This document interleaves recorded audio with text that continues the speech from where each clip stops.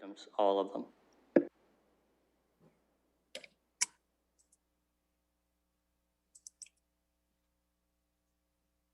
Chair, I'll vote yes while I sign it. Yes. I'm having issues logging in. I will vote yes. All right.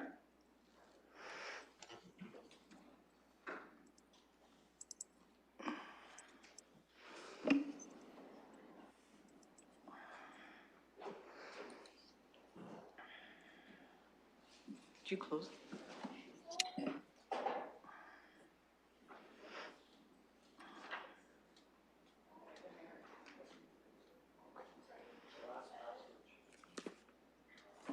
Motion passes. Thank you very much. Moving on to the scheduled item. First scheduled item is item 3.1, which is a delegation from Mr. Levin, who is chair of the Environmental and Ecological Planning Advisory Committee. Welcome, Mr. Levin, and you can go ahead whenever you're ready. Thank you, Mr. Chair. Presenting the first report in some time from your advisory committee. I wanted to highlight for you item 2.1 on our report, which was the report on the 905 Sarnia Road wetland, as we call it. This was a development project in which the proponent agreed to relocate a wetland on the subject property. And part of that project was to monitor it for 3 years. And reports came to EPAC, and we followed it with a great deal of interest. Given there are additional proposals out there to relocate wetlands, EPAC thought it was really important at the time to continue the monitoring. Staff pointed out there wasn't budget for it within the city budget, and council gave EPAC an opportunity to go out and do some fundraising. And we were very fortunate that Nature London, a naturalist group in town, was able to find a donor to fund another year of monitoring. And the monitoring was very informative. And it really is a guidance to the municipality for future relocations. And Mr. Barrett was at our meeting. And I've also given a heads up to Mr. Yeomans that a lessons learned on what happened and what to do going forward will be very important for the municipality for future proposals like this. So I'd like to encourage Planning and Environment Committee to ask for at least a report back from staff on the lessons learned and what go forward recommendations will be for future relocations of wetlands in our community. And I put the rest of the report on the floor. Thank you very much. Is it your desire that if we were going to make a motion, we make it as part of your delegation? Yes, that would. All right. So first of all, does the committee have any questions for Mr. Levin? Councillor Lewis?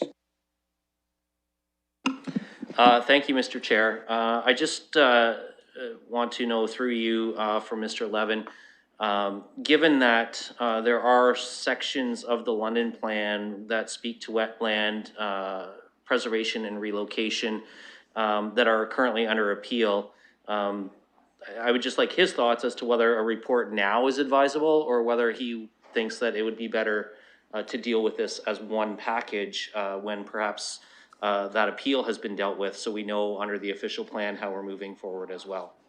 Go ahead, Mr. Levin. Through the chair to Councillor Lewis, I think it's important to start the process of the lessons learned because the LPAT hearing on the environmental policies will take place this year.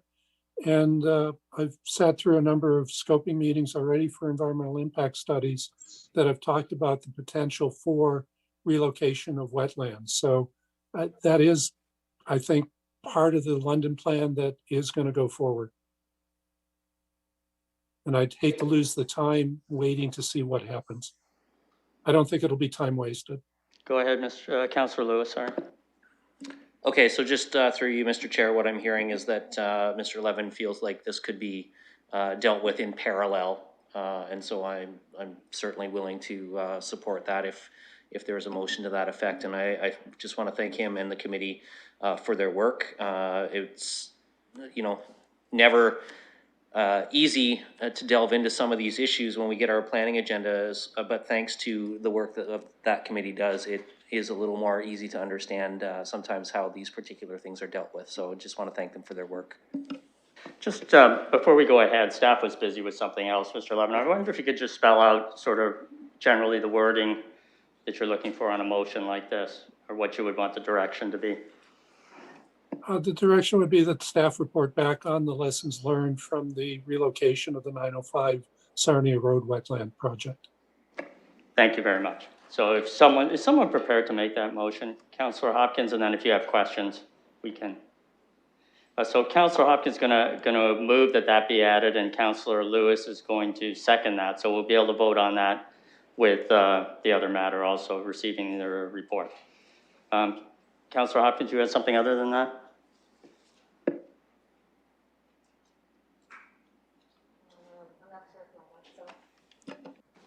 Oh, there it is.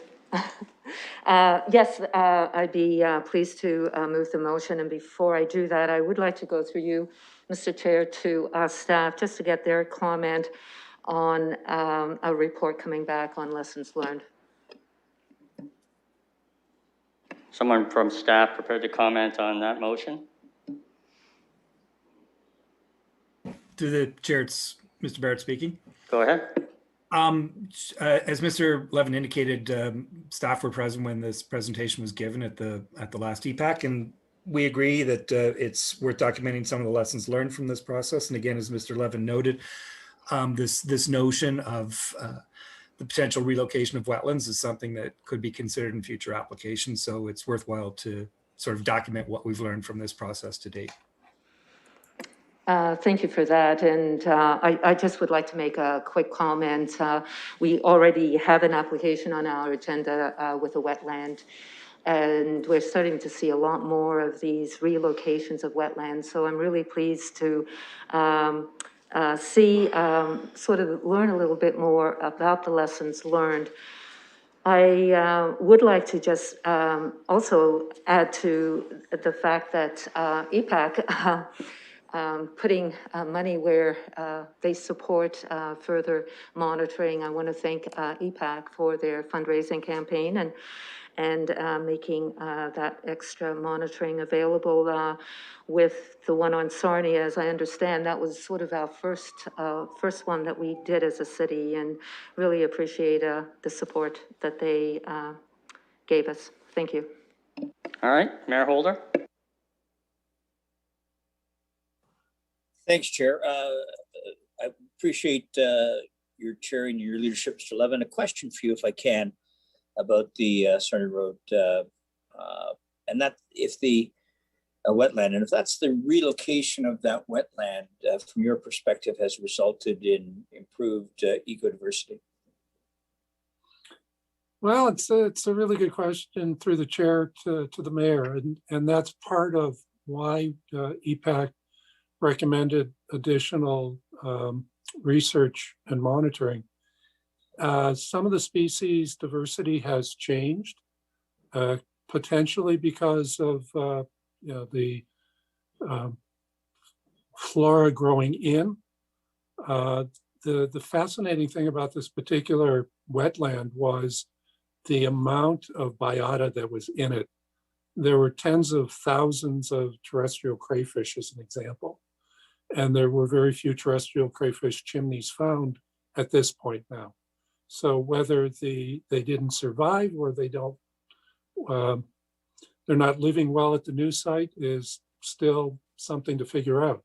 The bigger issue ultimately through the chair to the mayor is what are our objectives at the beginning of the project? And that's part of the lessons learned. Do we want to get no net loss? Or do we want to get a net environmental benefit? And if so, how do we do that? Because it was the first time, I think we just tried our best. And this is an opportunity to be a little more specific in the kind of outcomes that we want from an ecosystem perspective. I hope that's helpful. It is helpful. Thanks very much, Mr. Levin. Appreciate it. Back to you, Chair. Any further comments? And so the motions that we're going to have now are going to be to receive the report, but also the motion that I think has been spelled out by Mr. Levin and seconded to have a report back on lessons learned from this process. So any further comments or questions from committee? All right, I just will call those two motions then. They're moved and seconded in the report. All right, so votes up.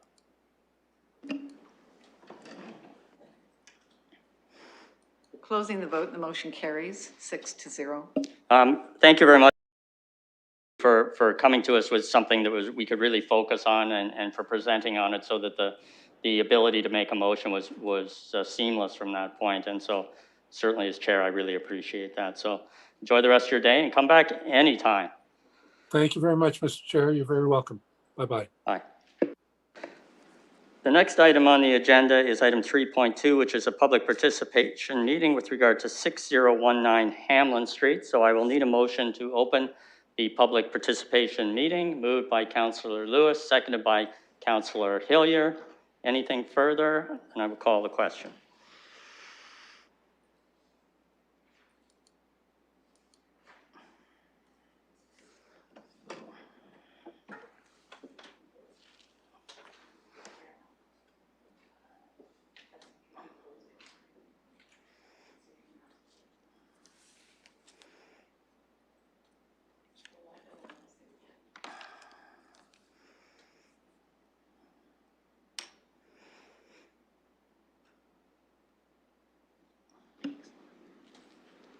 Councillor Lewis, Lehman, Hopkins, in your worship. Nothing's come through on the screen, Chair. I'll vote yes. Mine came up. I did vote on mine. I vote yes. You're a very lucky chair then. I think so. Closing the vote, the motion passes 6-0. If you didn't get a vote, you can just save that vote for something later and get 2 votes. It's a new special today. Moving on then to if there's a staff presentation. I'm not sure if there is. It's not required, but you can let me know, someone. Through you, Mr. Chair. I do have a couple slides if you want me to give a brief overview of the application. That would be great. Brief is the word that I quite liked there. Okay.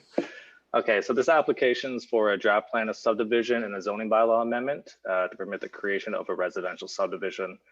The subdivision will consist of 93 single detached lots, 2 multifamily medium density blocks for future residential development in the form of street townhouses, cluster residential uses, or apartment buildings. There's also parks, multi-use pathways, open space lands, and public road access out to Hamlin Street. Portions of the site have been identified for the protection of significant natural heritage features that contain woodlands and wetlands. In terms of a brief policy, the site is located within a neighborhood place type of the London Plan and the medium and low density residential designations of the Southwest Area Plan. The proposed residential uses, pathway system, and zones are in keeping with the policies of these plans. Therefore, staff is recommending approval of the proposed zoning amendment. Could I just interrupt for 1 second? We don't have any slides. You referred to slides, but we don't have any. Oh, sorry, I thought it would just be verbal. Oh, okay. You said slides, so I thought that meant. Sorry, yeah, I was reading slides. Okay, go ahead. Sorry, carry on where you were. I'll finish it off. Just staff is recommending approval of the proposed zoning amendments and the draft plan of subdivision. And that's it. Thanks. Thank you very much. And are there any technical questions for staff? There are not, so we'll go on. If there's any members of the public who wish to speak, do we know that? Hello, can you hear me or do I have to be let in officially?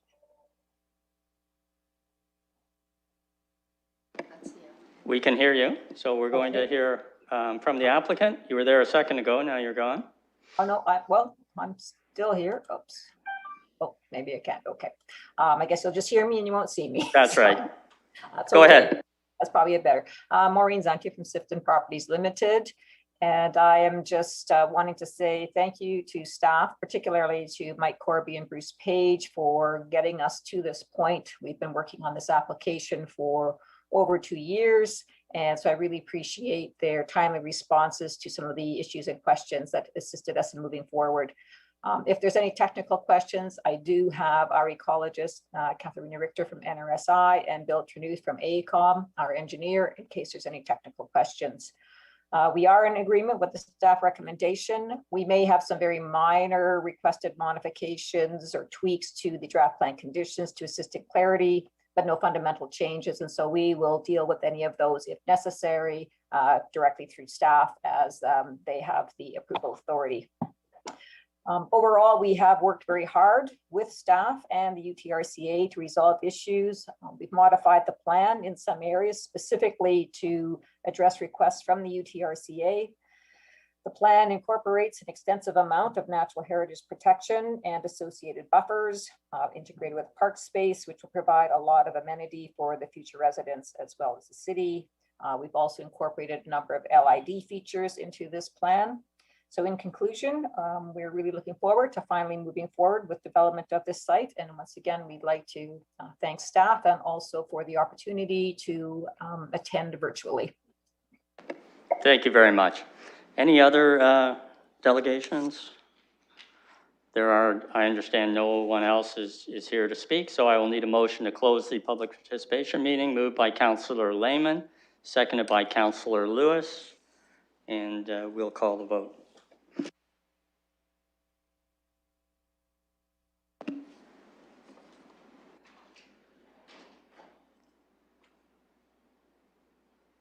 Mr. Mayor? Again, it hasn't come up on the screen, but I will vote yes. Closing the vote and the motion carries. So any questions or comments from the committee? And also there is a motion that can be moved and seconded. Go ahead, Councillor Hopkins. Yeah, thank you, Mr. Chair. And I want to also thank the applicant. I know this application has had a number of changes the past couple of years, and working with Upper Thames, as well as addressing some of the concerns coming out of EPAC. I understand that there aren't any main issues left, and really appreciate the work that the applicant did dealing with, especially this area. There's a environmentally sensitive area. It sort of creating a wildlife corridor, and there's going to be a full restoration plan as well as a pragmates plan and monitoring in this area. All those things are really important as we develop a subdivision around this area. So again, I want to thank the applicant for the work and the changes made. I do want to, through you, Mr. Chair, ask a question to staff. And I know, and I just hope that the committee can appreciate the challenges that we have in Ward 9 with moving around as we put in these subdivisions. And it's really important, even though this is not a zoning question, the question I will be asking is about, when we put these developments in, we always look at the roads after. And if you were to ask me what is the number one challenge as the ward councillor, is how we move around. It's always a challenge. And I know Hamlin Road, we've seen how it's changed over the years and how it is an access road to Main Street, Lambeth. And I know there's going to be a number of changes. I think the 3 roads that enter onto Hamlin, believe it or not, are a good thing in this subdivision because it disperses the traffic onto Hamlin. But the question I have is, how can we work with Hamlin Road, monitoring the entrance onto Wonderland, as well as allowing opportunities for residents to support Main Street, Lambeth. So that's through you, Mr. Chair, to if anyone from transportation is able to address that question. Go ahead, if someone can address that from staff. Thank you. It's Doug McRae here through the chair. Yes, the councillor's points are well taken. Staff are very familiar with Hamlin Road, having done rehabilitation project. A few years ago, we had a lot of productive discussions with the residents along Hamlin and got a good understanding of the issues. And at that time, the west half of the road through the residential portion was traffic calmed in response to some of the concerns that we were hearing.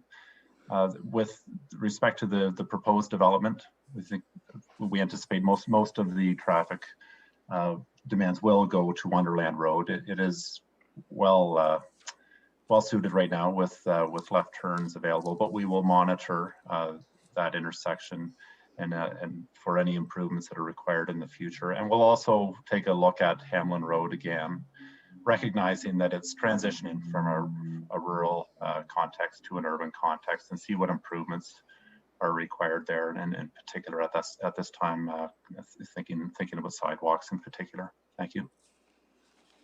Anything further? No, but I want to thank staff for that. It really is all about rural and urban coming together. So I do appreciate it. And with that, I'd be pleased to move the motion. All right. Is someone prepared to second the recommendation? Councillor Hillier.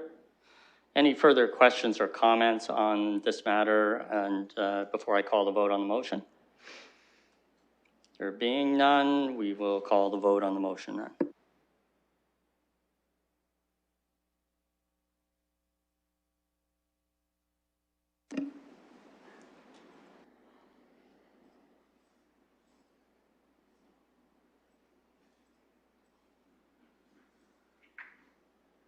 Closing the vote and the motion carries. The next item is item 3.3, which is a public regarding an application regarding the Summerside subdivision. And I'll need someone to move the opening of the meeting, the public participation meeting, moved by Councillor Hopkins, seconded by Councillor Lewis. Any comments on that? I'll call the vote.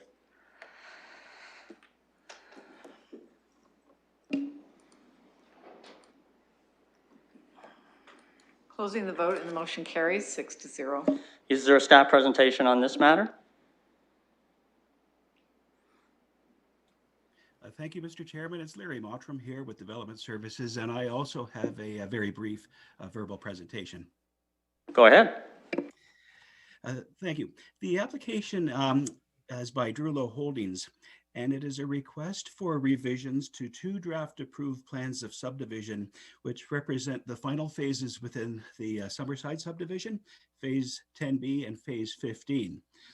It also represents the completion of Evans Boulevard, which is a connecting length in the westerly portion of the subdivision.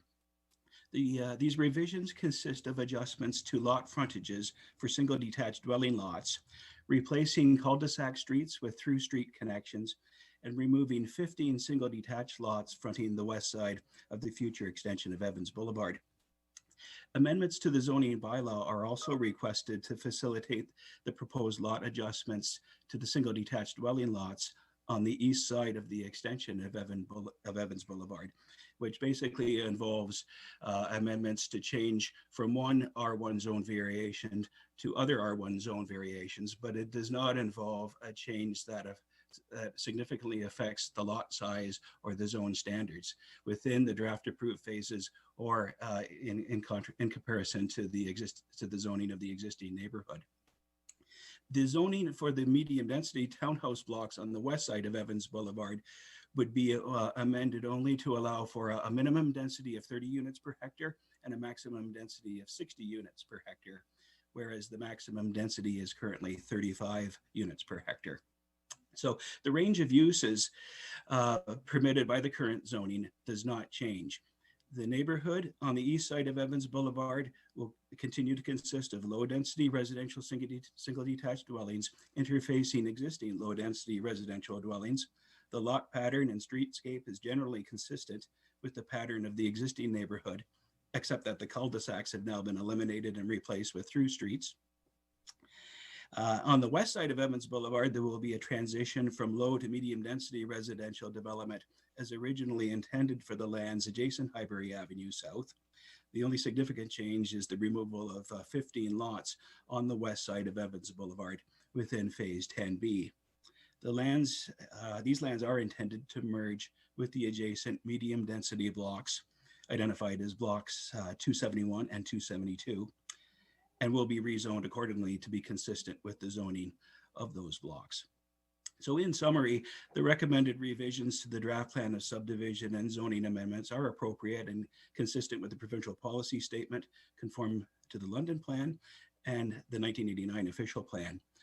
The recommended red line revisions and zoning are also appropriate and compatible with the existing neighborhood. Therefore, staff are satisfied the proposal represents good planning and recommend approval. So with that, Mr. Chairman, I'll turn it back to you if there's any questions. Thank you very much. First of all, we'll do any technical questions. I see you have your hand up, Councillor Hillier. I'm sounding like Councillor Salee there, just calling you by your last name. He does that to me all the time. Did you have any technical questions? I'll put you first on the list for general. I think you obviously represent this area. No? Any technical questions? Nope, then we'll go right to Councillor Hillier. Thank you very much. Let me remove that. There we go. Okay, first question off. Thank you to Drulo. They sent me a letter recently explaining where all that massive pile of dirt that right now is sitting on Avonlea Court will be going. Sorry, Councillor Hillier, I'm going to stop you because of a mistake I made. I didn't close the public participation meeting. Your hand was up there and I got excited about that. So if there's anyone from the public, yeah, all my fault. Can we see if there's anyone from the public?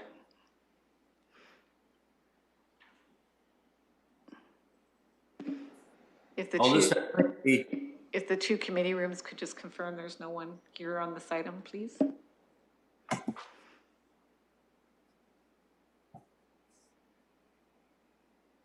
There's no one in committee room 1 and 2.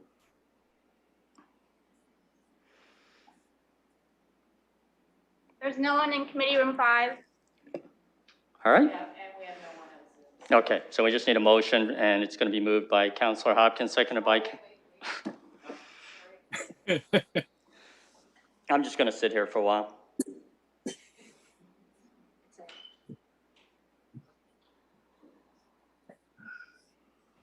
Happy to second if I get recognized, Chair. Ms. Westlake, sorry. Okay, can I just stop everything? Is there someone from the public who wishes to speak? Okay, thank you. Ms. Westlake Power, can you confirm if there's anyone on Zoom regarding this matter? Ms. Carrie O'Brien is currently in the meeting. Thank you. All right, I will speak. Just Carrie O'Brien on behalf of Drulo Holdings. We just wanted to thank go ahead. staff. I guess you're going to go ahead, but I'll give you permission to go ahead. Thank you, Councillor Squire. We just wanted to thank staff for their help on this project and express our support for the recommendations coming towards you or forward regarding the changes. And we look forward to moving forward with the rest of these lands and finishing up the development. Thank you very much. And sorry for initially not giving you a chance to speak. I apologize for that. So we're going to now try to close the public participation meeting, and that's going to be moved by Councillor Hopkins, and it's going to be seconded by Councillor Lewis, and we'll get past my mistakes here, and we'll move right to the vote on that.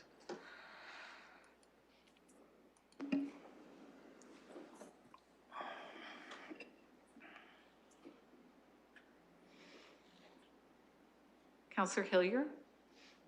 It's not coming up. Hang on. There it comes. Closing the vote, the motion carries 6-0. All right, after all that suspense, we're going to call on you now, Councillor Hillier. I don't know, after all this, you owe me lunch. Maybe Lewis too. Okay, first of all, I'll start again. Thank you very much to Drulo for the letter explaining the massive dirt pile that's sitting at Avonlea Court right now. It'll be removed shortly, and how it's going to be removed and the timeline, I will give the public an update once the bulldozers are in place. That is awesome. Secondly, I noticed the change in the plan. We've removed the courts and added straight through streets. That adds 21 new lots to the subdivision. What's concerning to me is if I look at the bottom left-hand corner, there's not a lot of park space or green space for the residents of that area, and we have 21 new lots going in. And when I look at how far it is to Carroll Park and other parks, the school, yes, is fairly close, but to get to a parkland is a fairly good distance. I'm wondering if any concerns for park space has been concerned in this area, like back in this bottom corner? All right, is someone from staff prepared to answer that, please?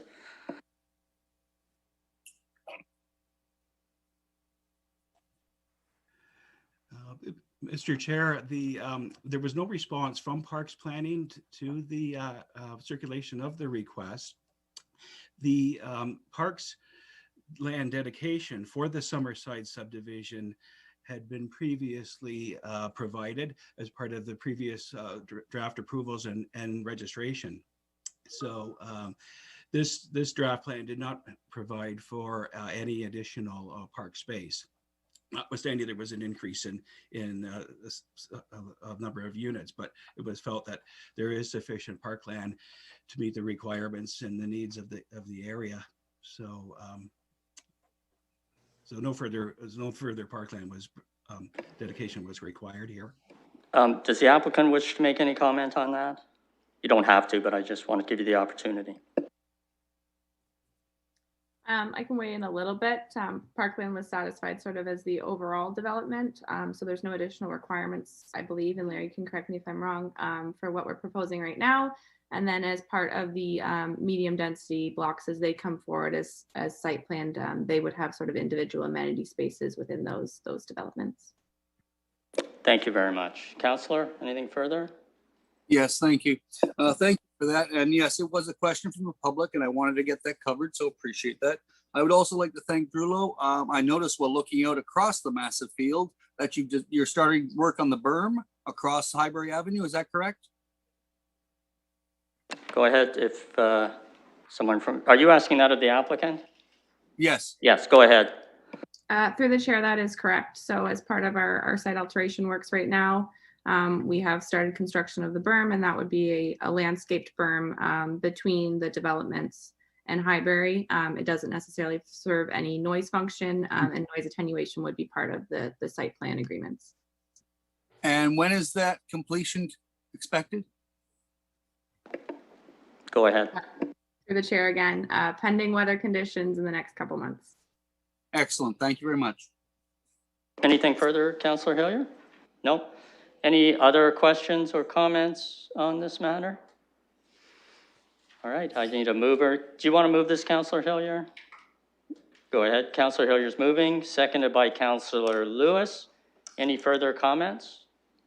Councillor Lewis?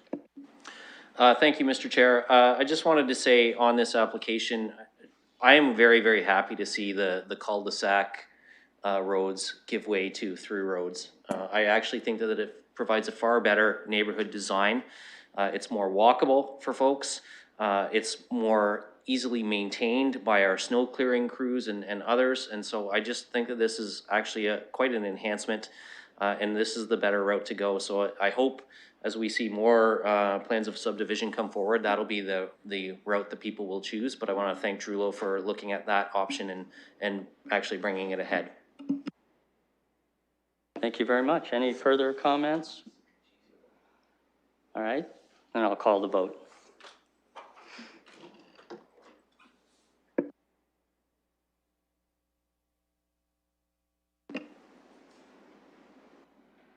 Closing the vote and the motion carries 6-0.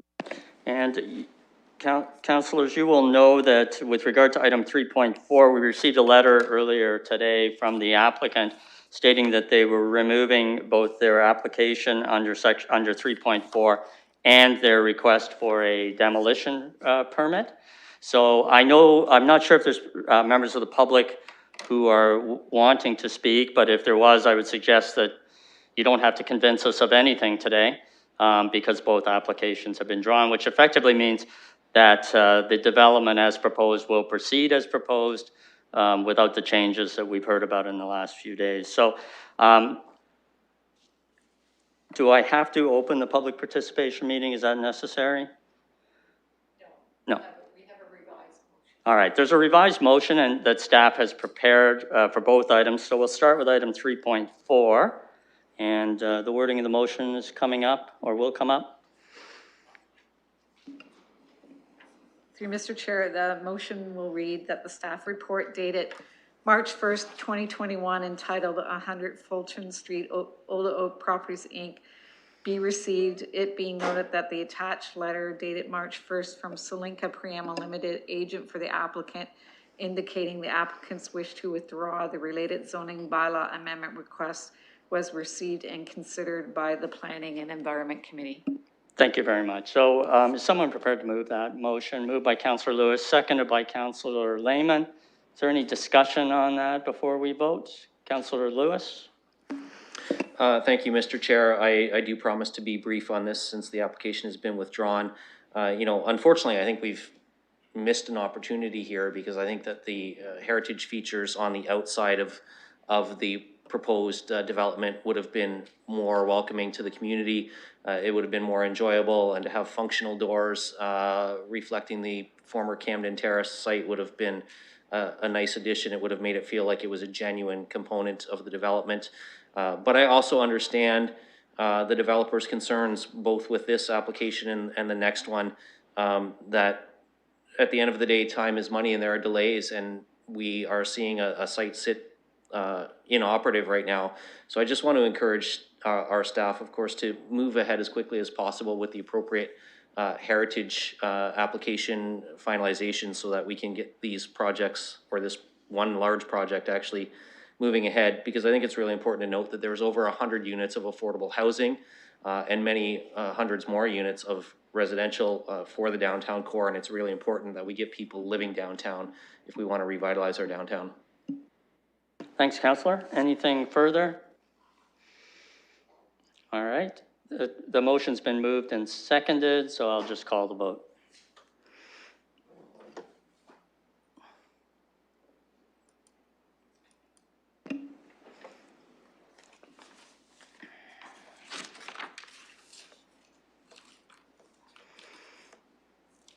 Councillor Hopkins? Closing the vote, and the motion carries 6-0. Thank you very much. Then moving on to item 3.5, similarly, that matter has been withdrawn and we have a motion prepared. Madam Clerk, do you have the wording of that? Yes, Mr. Chair, that the following actions be taken with respect to the application by Old Oak Properties relating to the property located at 9395 Dufferin Ave. The staff report dated March 1st, 2021, entitled Demolition Request for Heritage Designation Property at 93 to 94 Dufferin Ave by Old Oaks Property be received. It being noted that the attached letter dated March 1st from Salinka Priama Limited, agent for the applicant, indicating the applicant's wish to withdraw. The related request for demolition was received and considered by the Planning and Environment Committee. And B, the request to demolish the buildings of the heritage designated property at 9395 Dufferin Ave be refused for the following reasons. The proposed demolition is contrary to the Provincial Policy Statement 2020 and is inconsistent with policies of the London Plan. The subject property continues to demonstrate significant cultural heritage value. The condition of the subject building does not sufficiently warrant the demolition of this heritage designated property. The demolition of the subject building will contribute to the continual loss of significant heritage buildings designed by Samuel Peters, and the proposed demolition of the building does not support previous commitments and confirm public expectations through an improved bonus zone that can serve the properties at 9395 Dufferin Ave. Thank you very much. Is someone prepared to move that? Mr. Chair, Okay. I can advise you Mr. Priamo has joined us on Zoom. I'm not sure if he wished to speak to this or not. Not required, but if you want to speak, Mr. Priamo, this is your opportunity.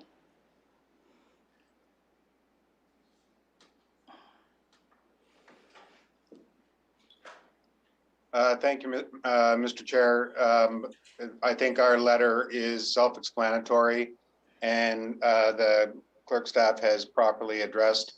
The one clarification I'd like to point out is in the language with respect to the refusal of the demolition permit, the current zoning does contemplate the demolition of the buildings in question, save and except the west and north facades. And we will be proceeding on the basis of the current approved heritage preservation plan. Yeah, that's accurate. Can it be amended to reflect that? I don't.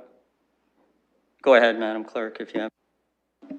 Through Mr. Chair, perhaps Mr. Yeoman could speak to that. I believe this reflects what has already been approved by council previously, but perhaps Mr. Yeoman could confirm that. That would be great. Mr. Yeoman? Thank you, and through Mr. Chair. Indeed, the proposal that's before you tonight will mean that the two facades of the subject building will be retained. It'll be addressed through a heritage alteration permit, so it's not considered a full demolition, which is what the recommendation or the request would affect. It'll instead be a heritage alteration to an existing designated structure, and the bonus compact will be maintained. Mr. Priamo, anything further or any concerns? No, I'm fine, thank you. Thank you very much, and thanks for joining us. So we have a motion on the floor, moved by Councillor Hopkins. Can I get a seconder? Councillor Lewis, any comments? Councillor Hopkins.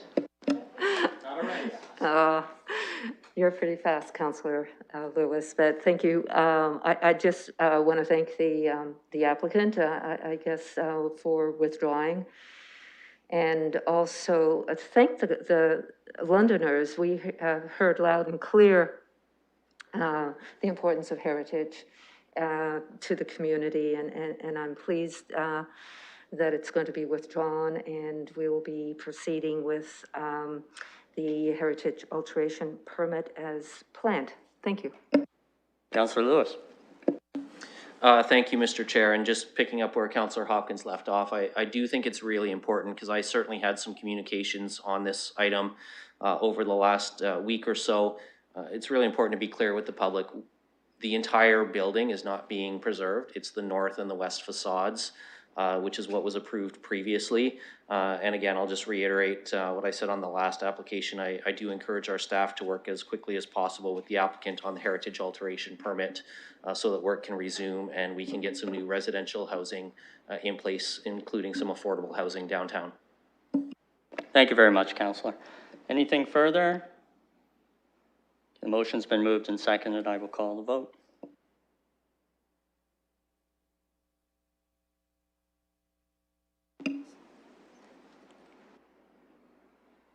Closing the vote and the motion carries 6-0.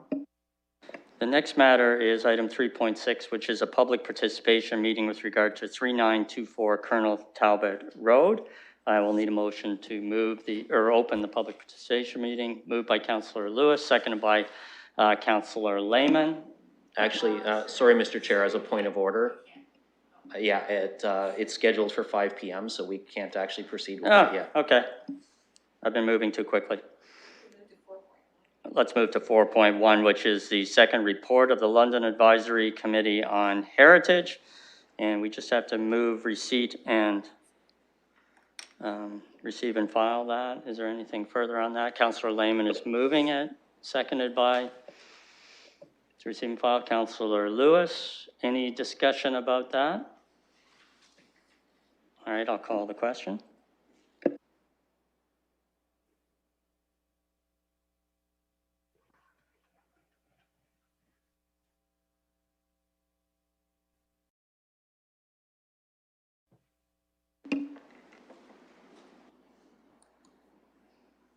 Closing vote and the motion carries 6-0. So we have, all we have left other than public is our solicitor-client session, so I'm in the committee's hands. There are people waiting to speak to some of the public matters. I wouldn't like to keep them waiting beyond, so we can either, okay, what? That's what I was just gonna say that. The other option is to take a 15-minute recess and come back and just carry on with the public participation items, which would be my preference at this point in time. All right, so we need a motion to adjourn. Moved by Councillor Lewis, seconded by Councillor Lehman, and I will call the vote on that. And that's a 15-minute adjournment until 5 o'clock, just for the public's benefit. The reason we're adjourning is not to do anything except let the agenda catch up to the pace at which we're moving, because the two items collapsed, but we'll be back at 5 o'clock to start up with the public items again. So I will call the vote. Hand vote's fine. Motion carries. We're adjourned till 5 o'clock.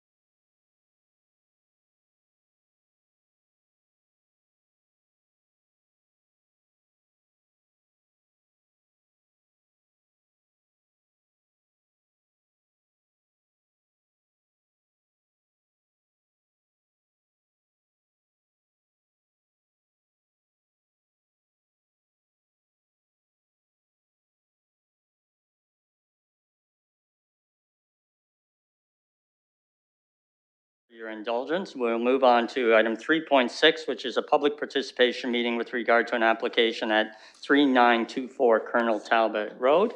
So I will need a motion to open the public participation meeting. Moved by Councillor Hopkins, seconded by Councillor Lehman. I will call the vote.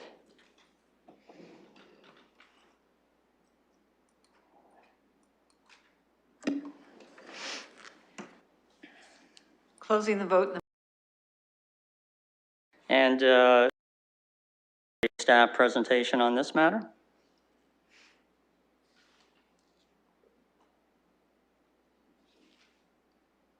Sorry, is there a presentation from staff?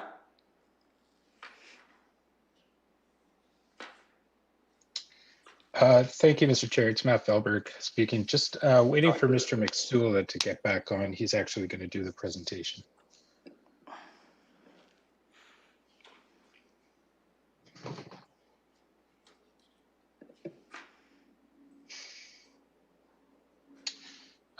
Perhaps Mr. Page, do you have a quick summary that you could provide the committee for us?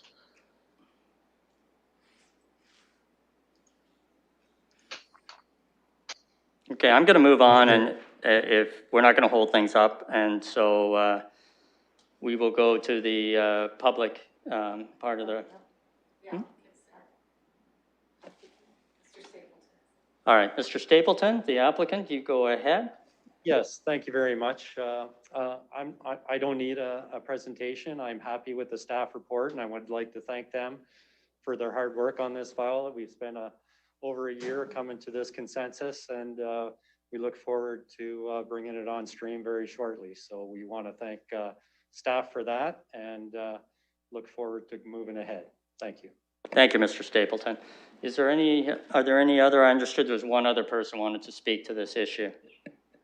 Mr. Gray is on the line, sir. All right.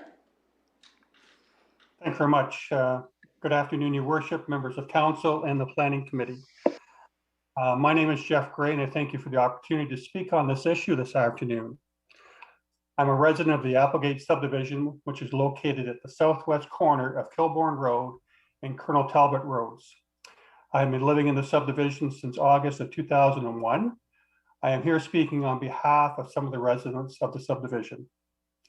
As I've stated in my previous correspondence to our city councilor for the area, Anna Hopkins, and the planning department for the city, I've addressed the concerns for the residents of the area as the following. As a resident for the area, there is no issue with this area expanding to fill the needs of residential housing, as it was inevitable that this was going to occur at some time for this area, and is now our turn. As I've stated before, this is an opportunity to make things right at beginning stages of a project, instead of a Band-Aid solution and coming in and making a fix to a larger dollar amount in the future. I understand there's a study being conducted the fall of 2021 for changes coming to Colonel Talbot Road, which includes the above mentioned intersection. The request being made by myself and echoed by the residents in the Applegate subdivision is the need for some type of traffic control for the intersection of Colonel Talbot Road and Hayward's Kilbourne Road, and not just stop signs for the adjoining roads. The traffic on Colonel Talbot Road has been increasing over the years and will increase at the southwest corner of the city due to expands, as this area is ready to expand further. People have been using it as an alternative to Wonderland Road due to the construction in the past, which will occur in the future as Wonderland Road is expanded to 6 lanes, 3 north and 3 south. As traffic has continued to grow, it is making it harder for those wanting to turn left onto Colonel Talbot Road from Kilbourne Road. I know there has been traffic lights, I know there's traffic lights going in at Pack Road and Colonel Talbot Road, I believe either this year or next, which will help in southbound with a southbound traffic break, but it will not assist with northbound traffic flow. The other factor that is not taken into the equation will be traffic coming from the east once Hayward or Kilbourne Roads is opened up, and there will be traffic coming from the new subdivision plus Wonderland and Boswick Roads. Kilbourne Road offers its uniqueness is that it does not intersect with Colonel Talbot Road at 90 degrees. It might meet at about 7 degrees. This causes concerns for drivers trying to make their turn from Kilbourne onto Colonel Talbot Road. As Colonel Talbot Road is also curving at this point, which makes it hard for people to view traffic coming from the north and south. And then you will have to add the issue of also trying to view straight ahead traffic and watch traffic entering from the east and from a road which is intersecting with Colonel Talbot Road at 90 degrees. So a new Hayward Road will be intersecting with Colonel Talbot at a 90-degree angle.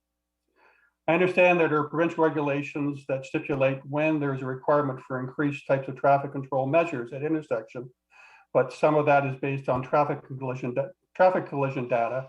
I also understand that the City of London can make these changes on their own.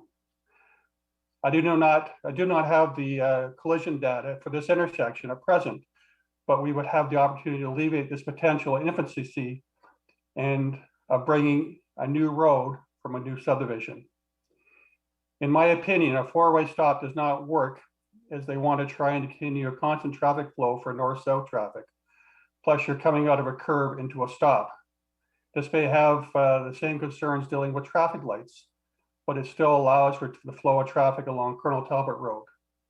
Traffic circles have started to take hold in new subdivisions on main streets here in the city, and especially one proposed for the intersection of Southdale Road and Colonel Talbot Road in the next couple of years. A traffic circle would allow traffic to flow from all directions. It would not make for a sudden stop coming out of a curve with proper signage prior to getting to the traffic circle. It is my opinion that this would be an opportune time to construct a traffic circle, as there are presently no development on the east side of Colonel Talbot Road, and the lands on the west side of Colonel Talbot Road would not affect the businesses or the church, as there are plenty of room to expand the intersections in all directions. Again, this time is to make things right at the beginning before money is spent on a temporary fix, and that money could be used for a proper fix at the beginning at a cheaper price as the costs in the future rise. A traffic circle will also assist those trying to access Kilbourne Road from the south. At the present time, traffic is trying to turn right on and left on Colonel Talbot Road from Kilbourne Road, play an inch game, trying to get a clear view, trying to make their respective turns. The right car will inch forward to get a view, the left car will inch forward to get a view. They end up going further into the intersection with the left car potentially blocking those trying to make left turns onto Kilbourne Road from Colonel Talbot Road. The turning cars also have to travel into the westbound Kilbourne Road lane, trying to get a view to make their left turn. So they're at a 90 degree to Colonel Talbot Road. This causes a concern of issues of cars making left-hand turns onto Kilbourne Road as it impedes their traffic lane, but thankfully it's a wide intersection.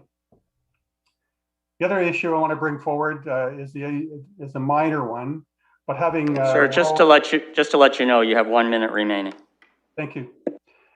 Having it road with two names. I understand there has been no objection from other services who have this passed by them, but having a background in public service is always confusing to try and locate residents, especially when a road has two names, especially when the extension has already been named as Kilbourne Road, where it intersects with Wonderland Road.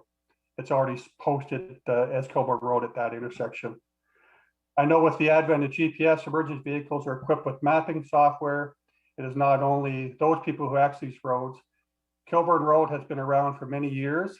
I know the new road name is to honor a person who contributed to the City of London. Kilbourne Road is also honoring someone else's name. But splitting the road names does not make sense with names being applied to new roads in a new subdivision. This is not an amalgamation or annexation of the area with the road names already established on two sides of Colonel Talbot Road. Thank you very much for your time. Thank you very much, and I'll try to get your questions answered or your concerns answered by staff after we do the rest of the delegations. Thank you, Councillor. All right, it doesn't look like there are any other delegations, so I'll ask for a motion to close the public participation meeting. Moved by Councillor Lehman, seconded by Councillor Lewis, and I'll call the vote on that.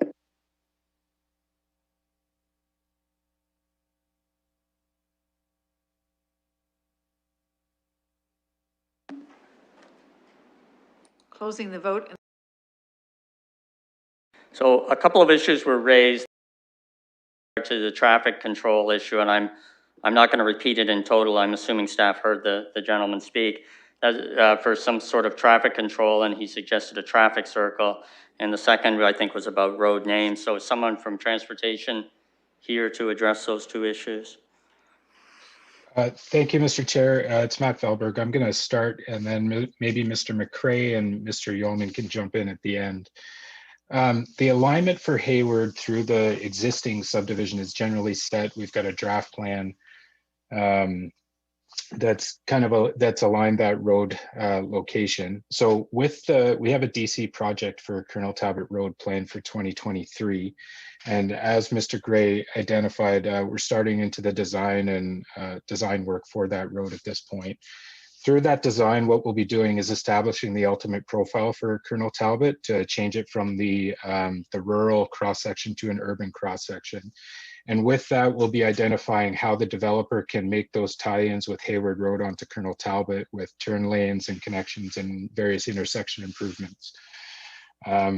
I don't believe that a roundabout was assessed as part of the work here. The roundabouts are identified in the DC and they're usually at higher order streets. I believe there's one further north, but I can't be too sure. Perhaps I'll pass it off to Mr. McCrae and maybe Mr. Yeoman can speak about the Hayward piece. Thank you. Mr. McCrae? Thank you, through the chair. Yes, I can confirm that there are, there's a project plan to implement traffic signals at Colonel Talbot and Pack, and Mr. Felberg is correct that there are plans to urbanize the Colonel Talbot Road corridor coming southerly. The intersection at Kilbourne Road is, the development is approaching it with that street coming at a 90-degree intersection in the best manner possible. Given the angle, the skewed nature of Kilbourne Road, it is possible to make the intersection work, and that'll be scrutinized more with the developer and also the infrastructure project plan for 2023. It doesn't preclude the implementation of a roundabout in the future. However, at this time, there are property constraints that would make that challenging as an initial phase for the intersection. Thank you, Mr. McCrae. Mr. Yeoman, do you have anything to add on those issues? You don't have to, but you can let me know. Yeah, through you, Mr. Chair, I'll be brief. So just regarding Hayward Drive and the concerns that have been raised, this is not actually a street renaming that's occurring, this is street naming. So currently there is no Kilbourne Road that extends east of Colonel Talbot. One was proposed, however, a name for that street has now been considered through delegated authority to commemorate the former city manager, Martin Hayward. The change is also being made to rationalize the streets in the greater Lambeth area. For example, Pack Road, as it currently is, going from east of Colonel Talbot Road in the future will be renamed to Bradley, so that in effect all of these streets that are on either side of Colonel Talbot will have differing names depending if they are a rural street or an urban street. So it'll be Pack going west and Bradley going east. It'll be Kilburn going west and Hayward going east, just like it is currently right now with Longwoods and Maine and Lambeth as well. So we think that this is a positive change for the community and an opportunity to recognize someone who's made a significant contribution to the city. Thank you very much for clarifying that. I hope, and committee indulging me while I got that information that you may have asked it for in any event. So I'll turn it over to the committee now and for questions or comments. I'll start with the ward councillor, Councillor Hopkins.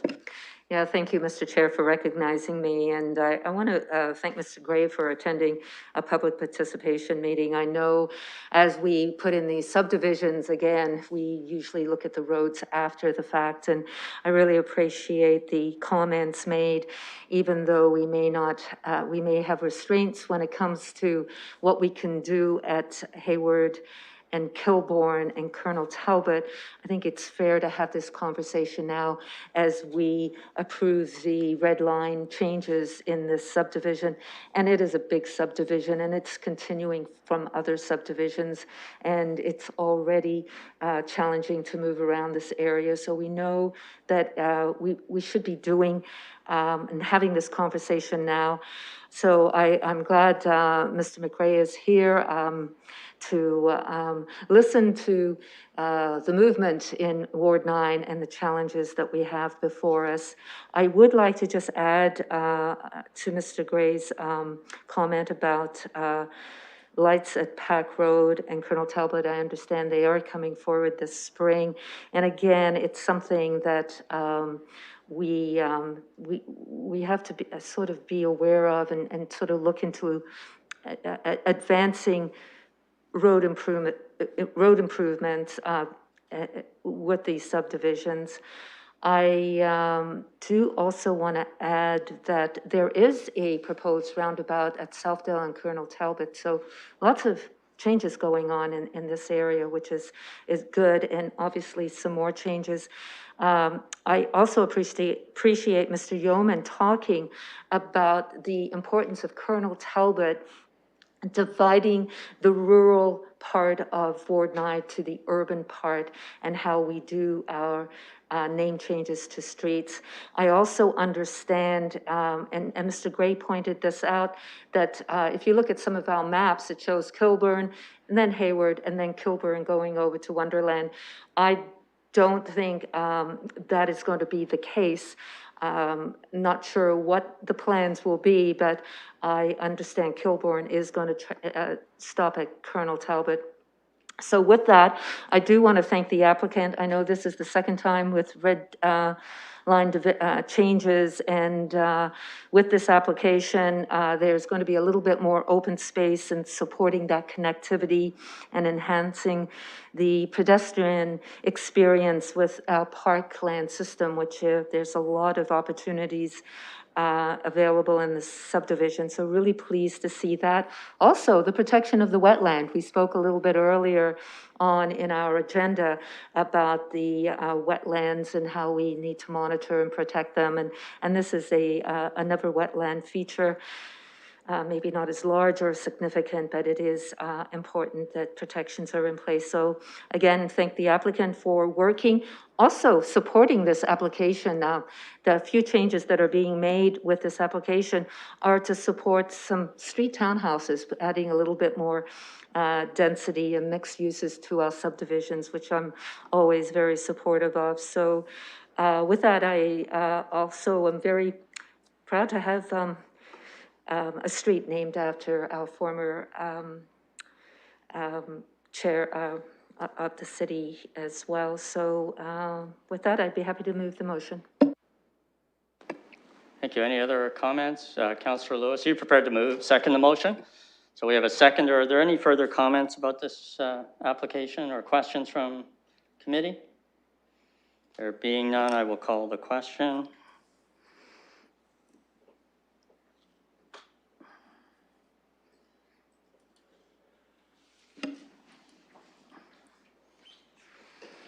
Closing the vote, and the motion carries 6-0. I didn't bring my... Thank you very much. We'll now move on to the next item, which is 3.7 on the agenda, which is a public participation meeting regarding an application at 403 Thompson Road. So I will need a motion to open the public participation meeting, moved by Councillor Hopkins, seconded by Councillor Hillier. Did you raise your hand, Councillor Hillier? Giving you a chance. Yeah, seconded by Councillor Hillier, and I will call the question.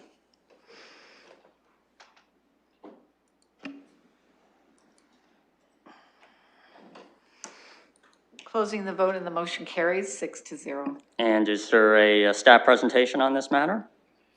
There is a staff presentation. Should council own it? I think you should go ahead. Thank you. Okay.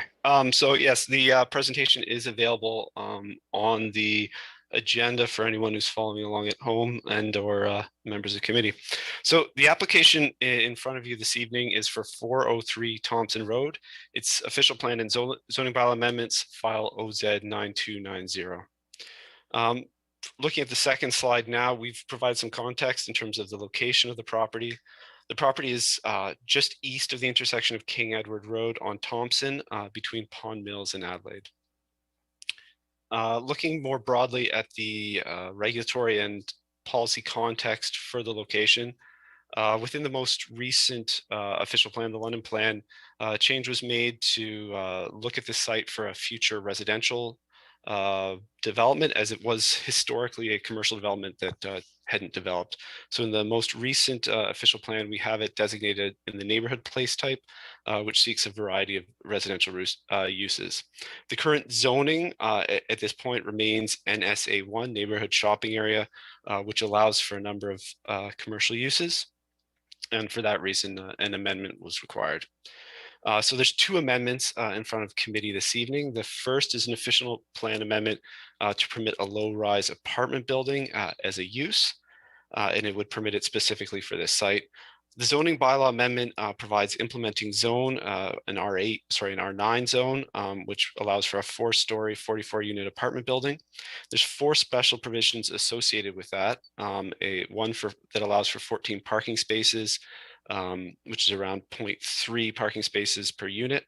One that would allow for 27 square meter bachelor units as a minimum size, and one that allows for a 27 meter frontage. This reflects the existing size of the lot. And finally, for a 3-meter front yard setback, which would be a reduction from the base zone. The next slide provides the conceptual site plan provided by the applicant to support the application. In it, you can see kind of a rectangular building pushed towards Thompson Road, with parking in the rear, providing access from the easement, which currently serves 409 Thompson, but is legally tied to 403, 409, and 415 Thompson, which would be on the other side of the easement. There's also a rather significant amount of landscaped amenity space provided in the rear and westerly interior side yards under the concept proposed. There were a number of community concerns raised through this application. There were 17 comments, of which 16 were generally in opposition, 1 was generally supportive. The concerns raised included concerns around the parking reduction. Residents in the area felt it was inappropriately low, and for units immediately adjacent, there was some concern that overflow parking would be take up their visitor parking spaces in their lot. There were some concerns around the use of the legally established easement that's proposed for access. The applicant was able to provide us with the easement, and our legal team review it to determine that, yes, they are legally entitled to use that easement as it stands. There were some concerns around children in the area and them perhaps playing in other properties adjacent that would be inappropriate. There were concerns raised with the unit size reduction. Currently, the unit size minimum for a bachelor unit or without a special provision rather is 41 square meters. Again, the proposal is for 27 square meters. The applicant, who is likely here, can speak to some reasons for this, but this is or the request was related to the specialized housing approach that they're taking with the development. Just to provide some context there.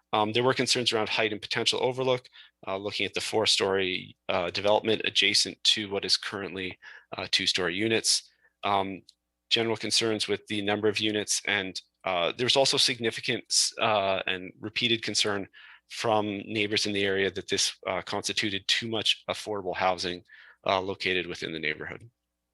So I'm not going to go into the entirety of the report and the justifications behind it, but ultimately staff's recommendation is that the official plan amendment is approved to permit the low-rise apartment building on site. We've also suggested or recommend that the rezoning to a residential R9 zone with a height limit of 14 meters with the associated special provisions requested earlier and discussed earlier be moved. And then finally, we've provided a couple pieces around site plan that we recommend to provide site plan some support in ensuring that screening measures and additional amenity space are available to help address some of the neighborhood concerns and contribute to good site plan design. The final slide, if you're following along on the presentation, is simply the recommendation that appears at the beginning of the report. Thank you. Thank you very much. Any technical questions of staff? Councillor Hopkins? Yes, I do, Mr. Chair. I know staff mentioned screen measures are to be in place through the site plan process, but I did hear some concerns through the recommendation about fencing. Can you expand on that, or is that going to be looked at through site plan? Go ahead. Yeah, Life here again. I can take that. I think with regards to site plan, we do look at all screening measures in terms of fencing and landscape. The idea in this case, in providing the additional recommendation or request rather to site plan, is to ensure that the measures are there, perhaps enhanced and beyond the kind of the minimum base standards to ensure that a quality the quality contact is made between the two properties. So that is something that we would address through site plan, and it's kind of not naturally done through the official plan and zoning bylaw amendment process, but making sure that those concerns are carried forward, we felt this was an appropriate way to do that. Okay, thank you. We're just doing technical questions now. Councillor Hillier, do you have a technical question? Mostly regarding parking. I'm looking at 44 units with 14 parking spaces. I'm assuming 65 to 70 people living there. I'm guessing maybe 10 people might have cars. I'm being on the plus. That leaves 4 open spaces. I'm thinking along the lines of personal support workers, deliveries, and this. I don't think there's enough parking, to be fair. Staff has more parking been considered. I'm looking at the lot. I'm not sure that's a technical question. I realize you have an opinion on the parking, but that wouldn't be a technical question unless you frame it in saying why the reduction in parking or why that level of parking for the building. But we're not into argument yet. No, was consideration for more parking considered? All right, we'll go ahead with that. Yes, that was considered. The reason the recommendation or the basis for the recommendation of the reduced parking is a parking study that was provided by I believe Frank Berry and Associates is the name of the engineer. In that he just for some context for the committee, in that he spoke to so the current proposal is for about 0.3 parking spaces per unit. There are similar developments within London that are actually at lower parking ratios. So it's not standard, but it's not unique either, just for some context there. Okay. Councillor Van Holst, we're doing technical questions only again. Thank you, Mr. Chair. And through you, perhaps my first technical question is, who's the applicant? Go ahead. The applicant is the Housing Development Corporation of London. They are in the room, I believe, or they indicate to me they would be here. Next technical question. Okay, thank you. So looking at 4.4 in the report under parking, there was the study from FR Berry and Associates. Was that report included in the agenda package? Because I didn't. So that's my question. Go ahead. Staff reviewed it, but I don't believe it's appended to the report, no. Okay. Thank you, Mr. Chair. If I may continue. The halfway through this paragraph in 4.4, it says that they note that given the specific users, vehicle ownership is not likely to be a priority for the prospective tenants. So my question is, who are the specific users that are contemplated for this unit? Go ahead, you can answer that, I think. I believe HDC would be the appropriate folks to speak to the programming and ultimate residents. Is someone from HDC able to answer that question? Ms. Wood is in attendance. Well, Mr. Chair. Go ahead. So you heard the question. It's a pretty straightforward one. Hopefully we can move through the technical questions. Yes, I did. Was the question the number of units and the number of occupants related to the parking, the parking number? I just want to make sure I heard it correctly. No, that wasn't the question at all. The question was, and Councillor, why don't you just ask it again very briefly? Okay, thank you. In the parking study, it was noted that given the specific users, the vehicle ownership is not likely to be a priority for prospective tenants. So my question is, who are the specific users that are contemplated here? Through the chair, these will be standard apartments, single occupancy only, focused on individuals with low income needs related to apartments. So based on that, we do not anticipate in our experiences that there are not vehicles that are going to be necessary for this population. Okay, thank you. Okay, thank you. And if do you have any more technical questions? I do have a few more Go ahead. technical questions. Thank you. So perhaps I'll first ask, how is the reduction in the minimum size for a bachelor apartment justified, noting that the last time a reduction in like this was contemplated, council turned it down? I'm not sure that's a technical question. I'll look to the clerk. I don't think it is, but. No, okay. I think you should raise that after the presentations. It would relate to, you're asking someone to comment on a council decision. Go ahead. Okay.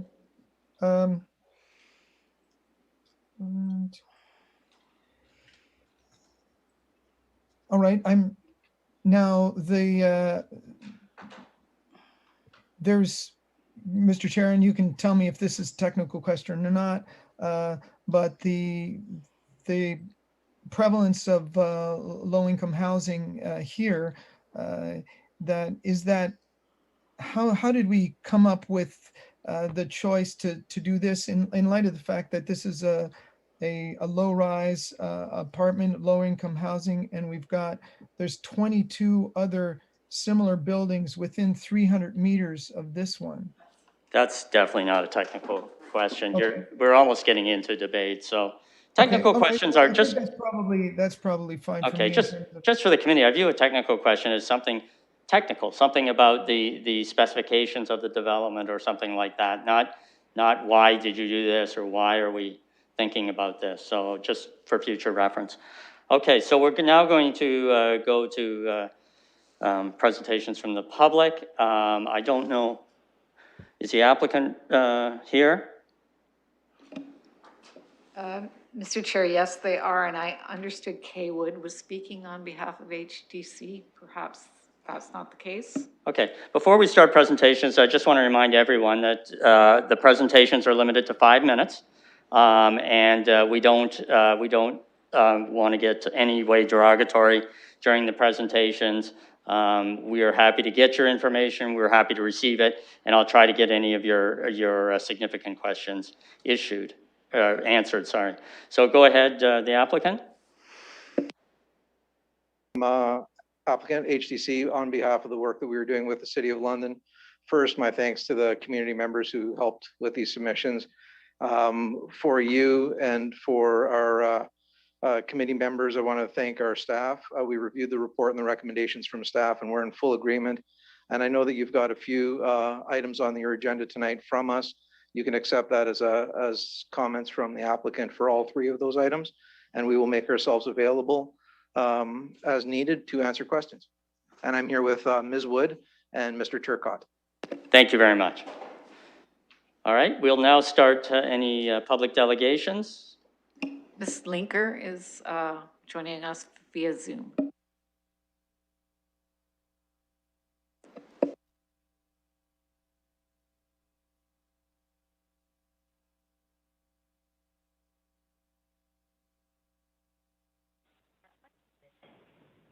Hi, it's Marianne Linker calling, and thanks for listening. Could you just hold on a second? Could you just Sure. give us your full name and your address if you would like to? It's Marianne Linker, 409 Thompson Road. All right, go ahead. You have 5 minutes. Okay, I'm concerned with it all being low-income housing when we are surrounded by that as is. So what does that do to the value of our housing here? My concern also is, I've also heard about the size of the units. I think that is a little bit on the low side for anyone. The parking is definitely an issue. And when I'm looking at the diagram, the 3 parking spots that show in this picture, are they taking claim of our 3 visitor spots, or are those an additional 3 parking spots that are being created? Like I say, I have concerns about, and the allotted, who's allotted to this. If it was a mixture of income, that would be a different story, but all low income, I totally disagree with. All right, thank you very much. Do you have anything further to say? No, I think that's pretty much it. All right, thank you very much for speaking to us today. I appreciate it very much, as does the committee. Thank you for listening. All right. Next. Mr. Chair, we have a number of individuals in committee room number 5. All right. So perhaps Ms. Skoloski could assist the public. All right.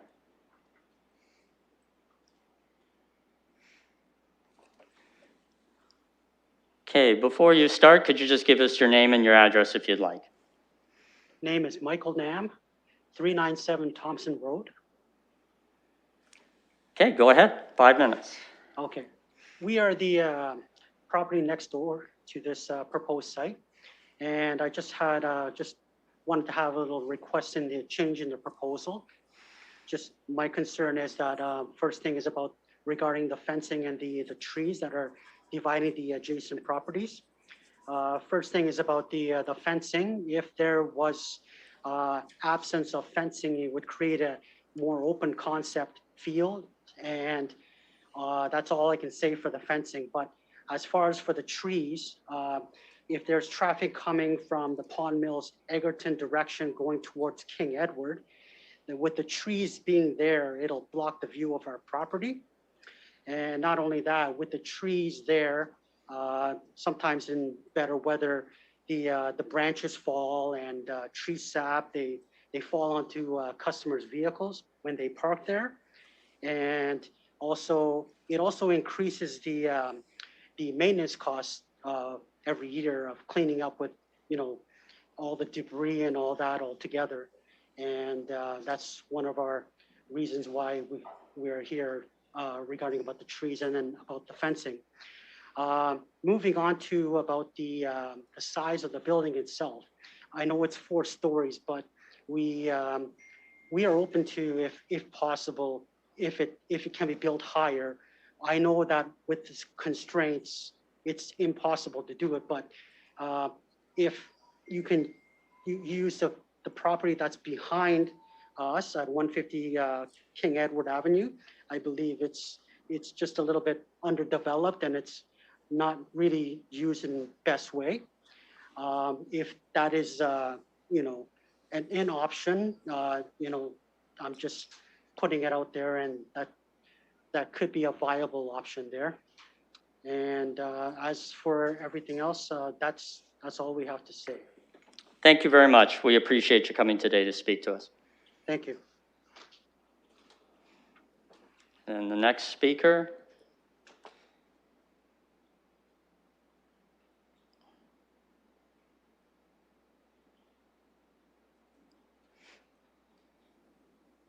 Is there anyone wishing to speak? Okay, could I just get your name, sir, and your address if you don't mind? Yeah, Renee Morin. I'm the president of the condo board at 409 Thompson Road. Many of us moved to this area because of its peaceful and private location. And we are already surrounded by low-income apartment buildings. Yet our condo complex is like a hidden gem. We feel that the zoning should not be changed to allow a 4-story building be squeezed into such a small area close to us. This will create problems such as heavier traffic in our driveway and people parking in our private lot. Because I noticed the diagram here we have, I don't know if they just forgot to put the fences in on the I know. I can't. Oh. I guess they forgot to put either forgot to put the fences up, or we assume that they are there, but it looks like they're going to take over our 3 parking spots close to their parking spots. It just looks that way. I'm not sure. Your diagram should have had the fences put in, actually. But anyway, we assume because the apartments are so small, one person of these people, sure, the family members and support workers will come in there and take up most of those parking spots. And people living there will, will come into our complex and take up the parking spots there as well. I'm just wondering where the garbage bins are going to be. Are they going to be stuck close to our fence, or are you going to try and put them away from our fence?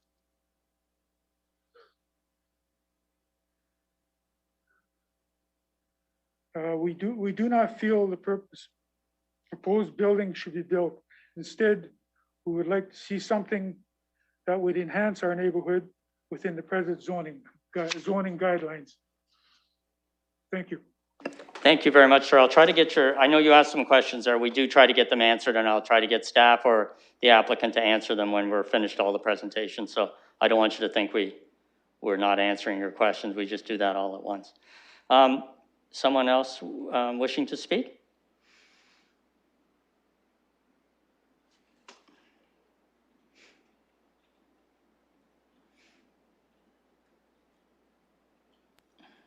Right up the front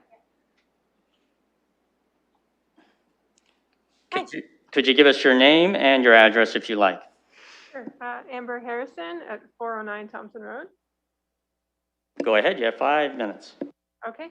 I would just like to reiterate about the privacy that we have right now, and we feel that it's going to be infringed upon with this one.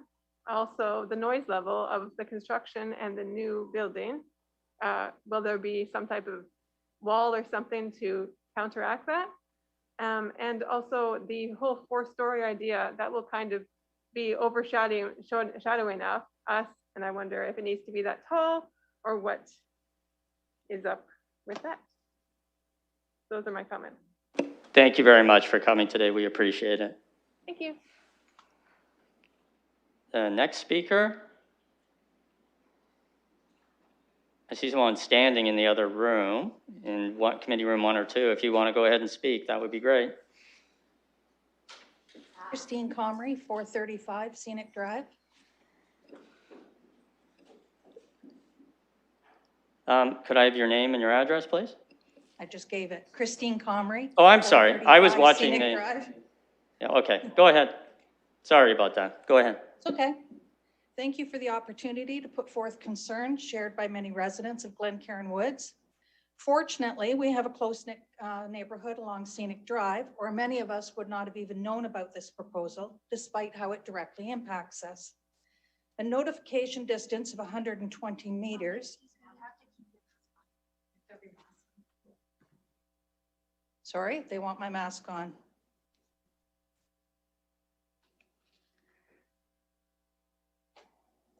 A notification distance of 120 meters is ridiculous and a way to push through changes without proper input from those affected.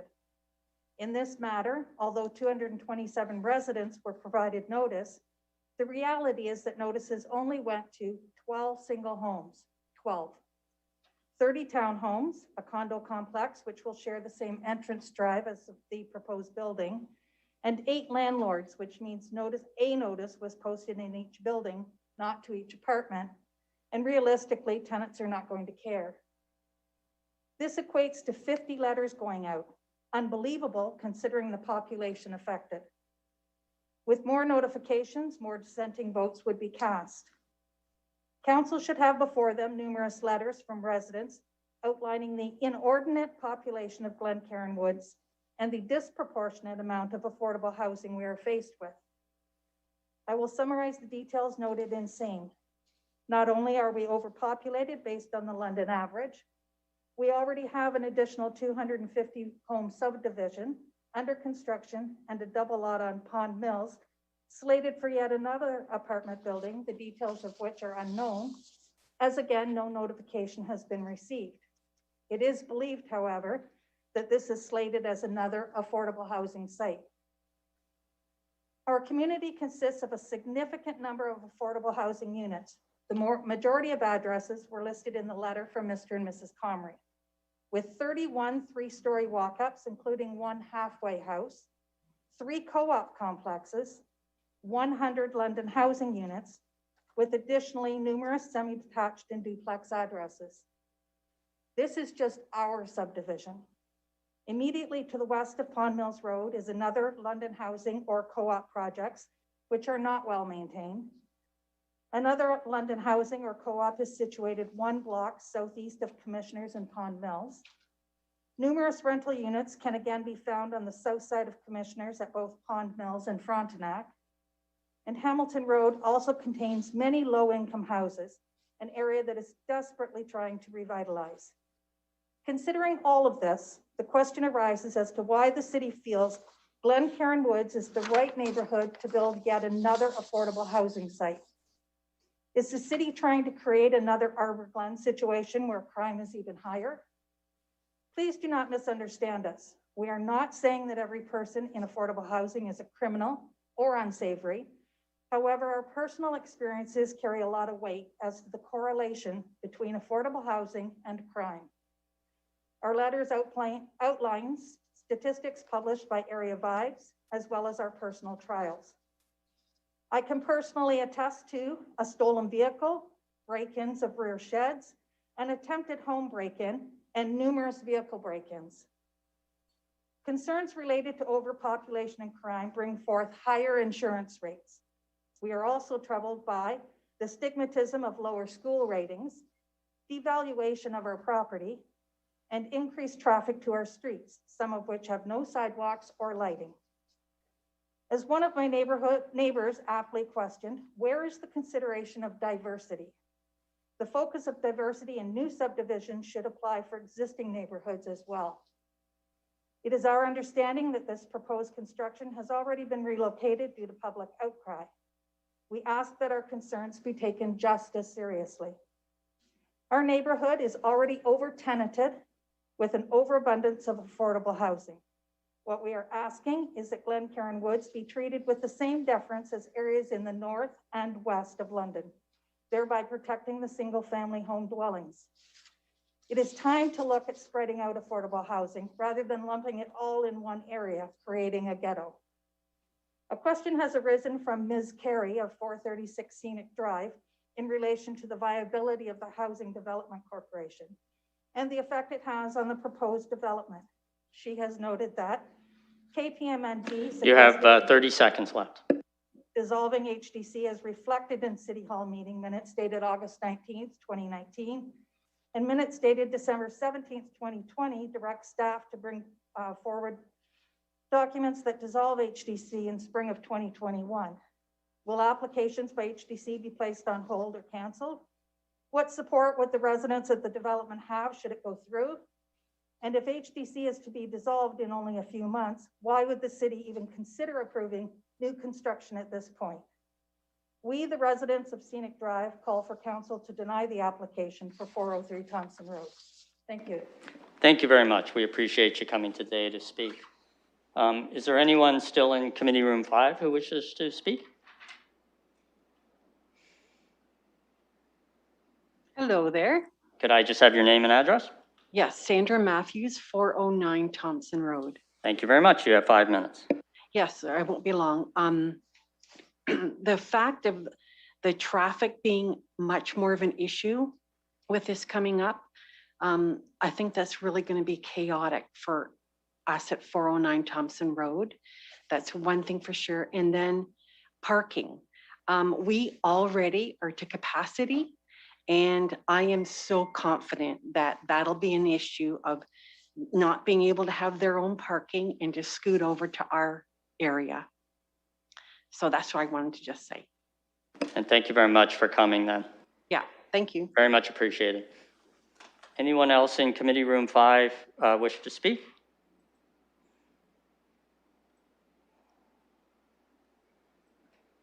All right, is there anybody anybody in committee room 1 and 2 who wishes to speak on this application? All right, could I have your name and your address, sir? Alan Dahl, 409 Thompson Road. I just wanted to comment that in that area, 14 parking spots won't suffice for 44 units. And there is no street parking. No street parking at all on Thompson Road. And there's no other place to park. So, and not only that, 44 units is far too much.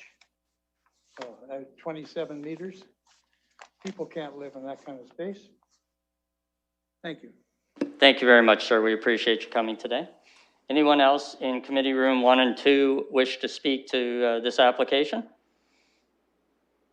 Okay, going once, going twice. Okay, we're going to move to close the public participation meeting, moved by Councillor Hopkins, seconded by Councillor Lewis, and I will call that question.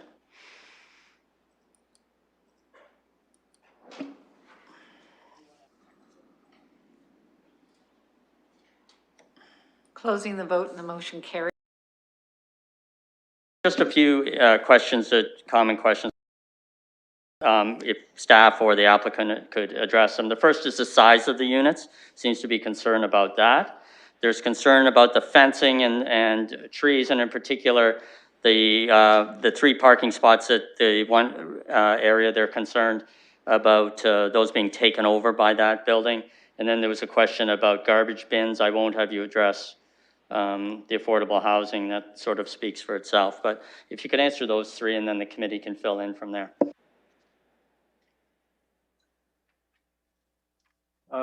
Through the chair. Go ahead. Defer to staff first there. I just want to check if staff want to speak to it first.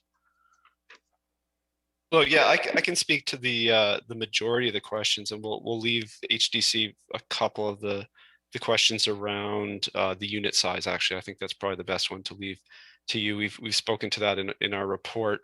I'm just going to go through the questions as I have them written down from the public commenters. With regards to the 3 parking spaces that a couple of the members of the public indicated that they were concerned about them getting taken over, if you will, or that they weren't identified. In the concept plan provided within the report and on slide 5, the red line indicates the limit of the property, and they're clearly on 409. In terms of signage or other work that would, or other things that could be done to distinguish their use, there are a number of site plan approaches that can be taken to do that. Speaking of site plan, garbage location is something that we would address through that process. At this point, we don't have a specific concept that's been nailed down, but that's something that could be done even conceptually speaking here in a coordinated fashion with 409, considering they're sharing the same easement, if that's something that could make things easier for them. But that is something that we do address through site plan. As are fencing and trees. They do, there's kind of the two pieces to that. There was the request from 397 to have kind of reduced trees and fencing. In that location, it's important that we strike a balance between making sure that for the future residents that we have a quality amenity space for them in their interior side yard. But that's not to say that there can't be improved sightlines beyond kind of the existing trees that are there. I did have a conversation with our landscape architect who's in this meeting as well, and she indicated that the trees that are there are not great quality trees, so they certainly can potentially be removed if that's what's needed. Although generally speaking, of course, the city's goal is always to protect any healthy and good quality trees in place. There's just one other thing I'd like to correct the record on before I pass it to HDC to speak to the unit size, and that's with regards to notification. So for this specific proposal, 277 notices were provided, and those notices went to all landowners, within 120 meters, as well as all apartment units within 120 meters. And a site visit was conducted of the area to ensure that the correct addresses for the residents in all those buildings were notified. So the comments that were shared were anyone within 120 meters, both residents and landowners. So just to clarify, correct the record on that, it is counter to some of the information that was provided by one resident. And with that, I'll pass it to HDC here. All right, just on the size of the units from HDC. Mr. Chair, so for the size of the unit size of 27 square meters is something that we have seen in a number of affordable developments. For a bachelor unit, yes, it's below the property standards bylaw, but I think it's important to note that we accommodate for the difference through other amenity spaces that are provided for the tenants in the building. And the 27 square meters is not only sufficient, but it's deemed as being an essential size and unit for the nature of the population served. It's also, when we look at bachelors, the availability of bachelors in the market, although they seem to have a higher vacancy rate, there are very few in number, and there are very few actually therefore vacant in an affordable range. So the size is commensurate with what we have done with other projects for the same strategy. All right, thank you very much. So I'll turn it over to the committee for committee questions that you might have. Any questions from the committee or comments? All right, I'll go to Councillor Hillier. Go ahead. Questions, go ahead. Thank you. Yes, I've been listening very, very, very closely and following the emails as well. I live not too far from this. My wife's best friend literally lives on Scenic Drive. I truly think 3 stories would be better than 4. And I am wondering, what is the saturation point? I know this area, there is a lot of low-income housing. What is the saturation point in this area? I am concerned about the garbage. I'm looking at this corner. And, sorry, you fell over. I'm looking at this corner and realizing it is going to be an issue. And I am worried about those 3 spaces and the 14 parking spaces. And I'm listening to the neighborhood. And I'm just not sure how to fix this. I'm not sure if we need more low-income housing in this area. We have a lot of it here already. I think I need to weigh on this. I'm looking forward to hearing what anyone else has to say. Okay, so you don't have any questions. Those are your comments, or do you have a question you want to answer? Just comments, sorry. All right, thank you. Councillor Lewis? Thank you, Mr. Chair. Certainly, I understand what staff is saying about garbage location will be addressed via site plan. That's pretty standard for any of these applications. I do, I guess, first have a question through you, Mr. Chair, to our staff with regard to what does feel like a parking deficiency to me. I do know that we have you know, different demographics in different locations. There are reasons for parking spot reductions. But this one seems fairly significant to me. And I haven't heard anything from staff, and I didn't note it, and if it's in there, I apologize, with regard to things like bicycle parking on site either, or how accessible transit is to the site. So I'm wondering if staff can provide any commentary in terms of transit accessibility and alternate parking arrangements like bicycle parking, which sometimes is a transportation option for folks on lower incomes. Mr. Maitland, do you want to address that? The concern about parking?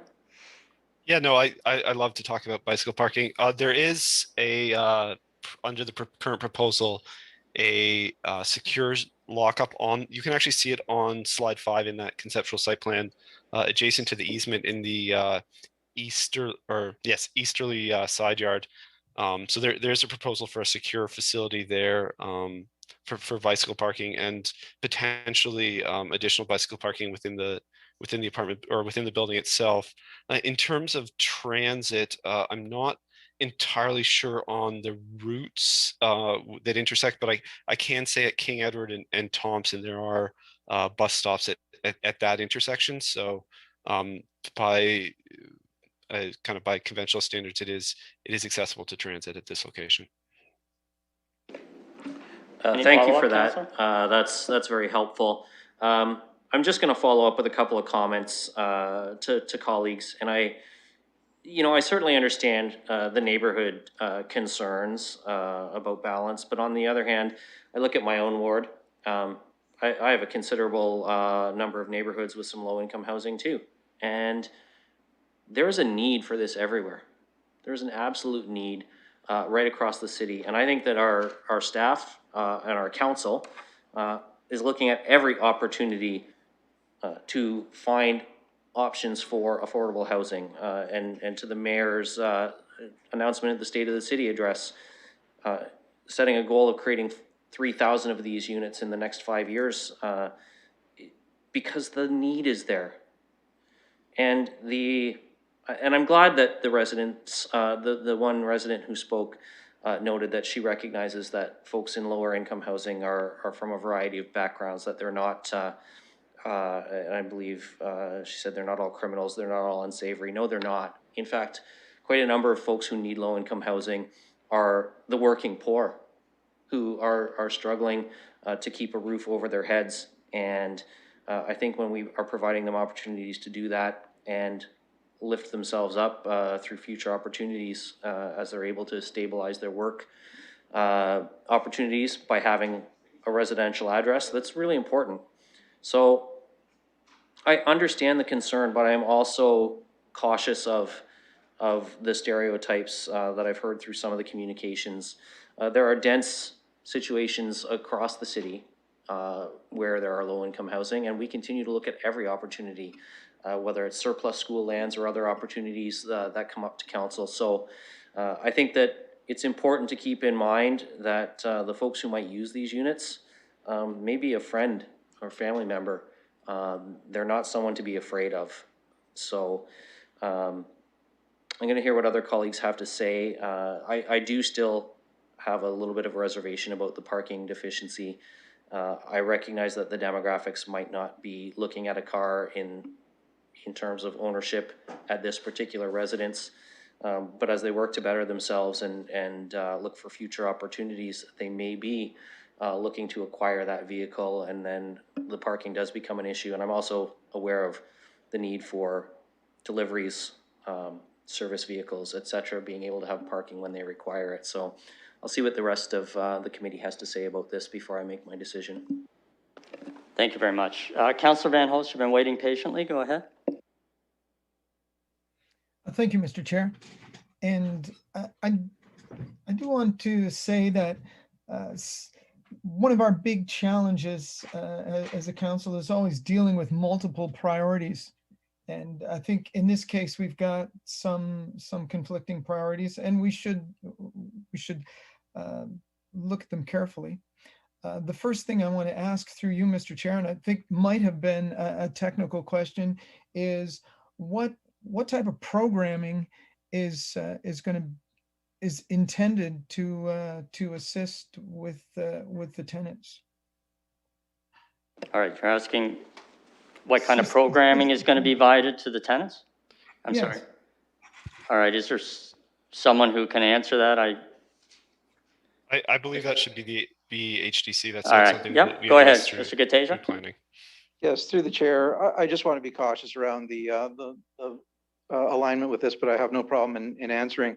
The nature of housing with supports, I want to make sure that there's an understanding that given the R9 designation, it does provide for a number of different functions. This is residential apartment building. When we talk about low income, we are talking about people who will be renting at their own volition. They will know before they move in what the attributes of the building are.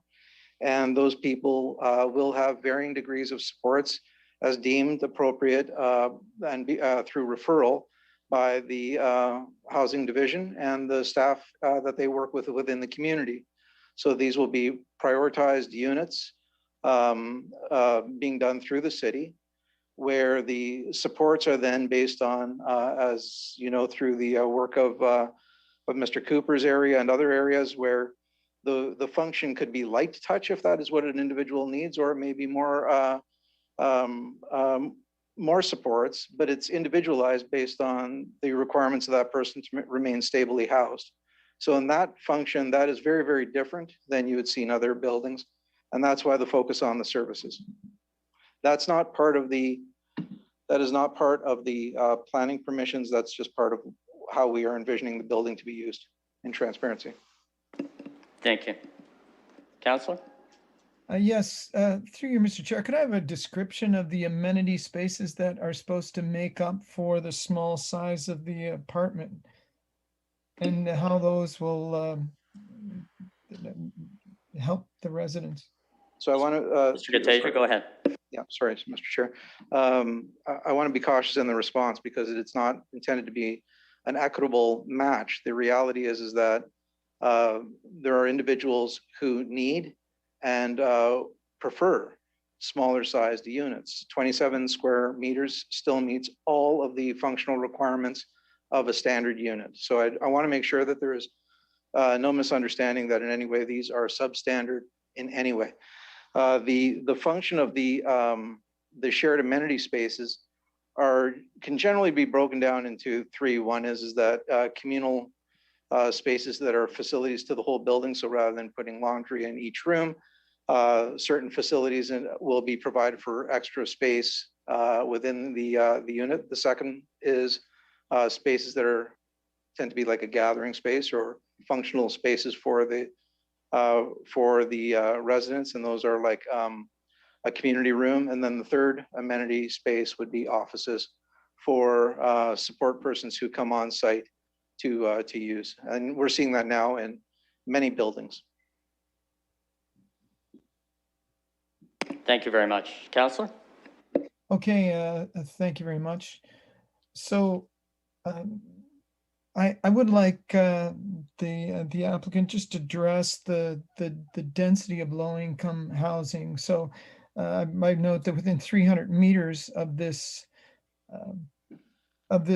proposed site, there are 22 low-rise buildings, and that does seem like a heavy concentration. So are we putting it here because this is the appropriate place, or is the HDC putting it here just because that's one of the few properties they have access to?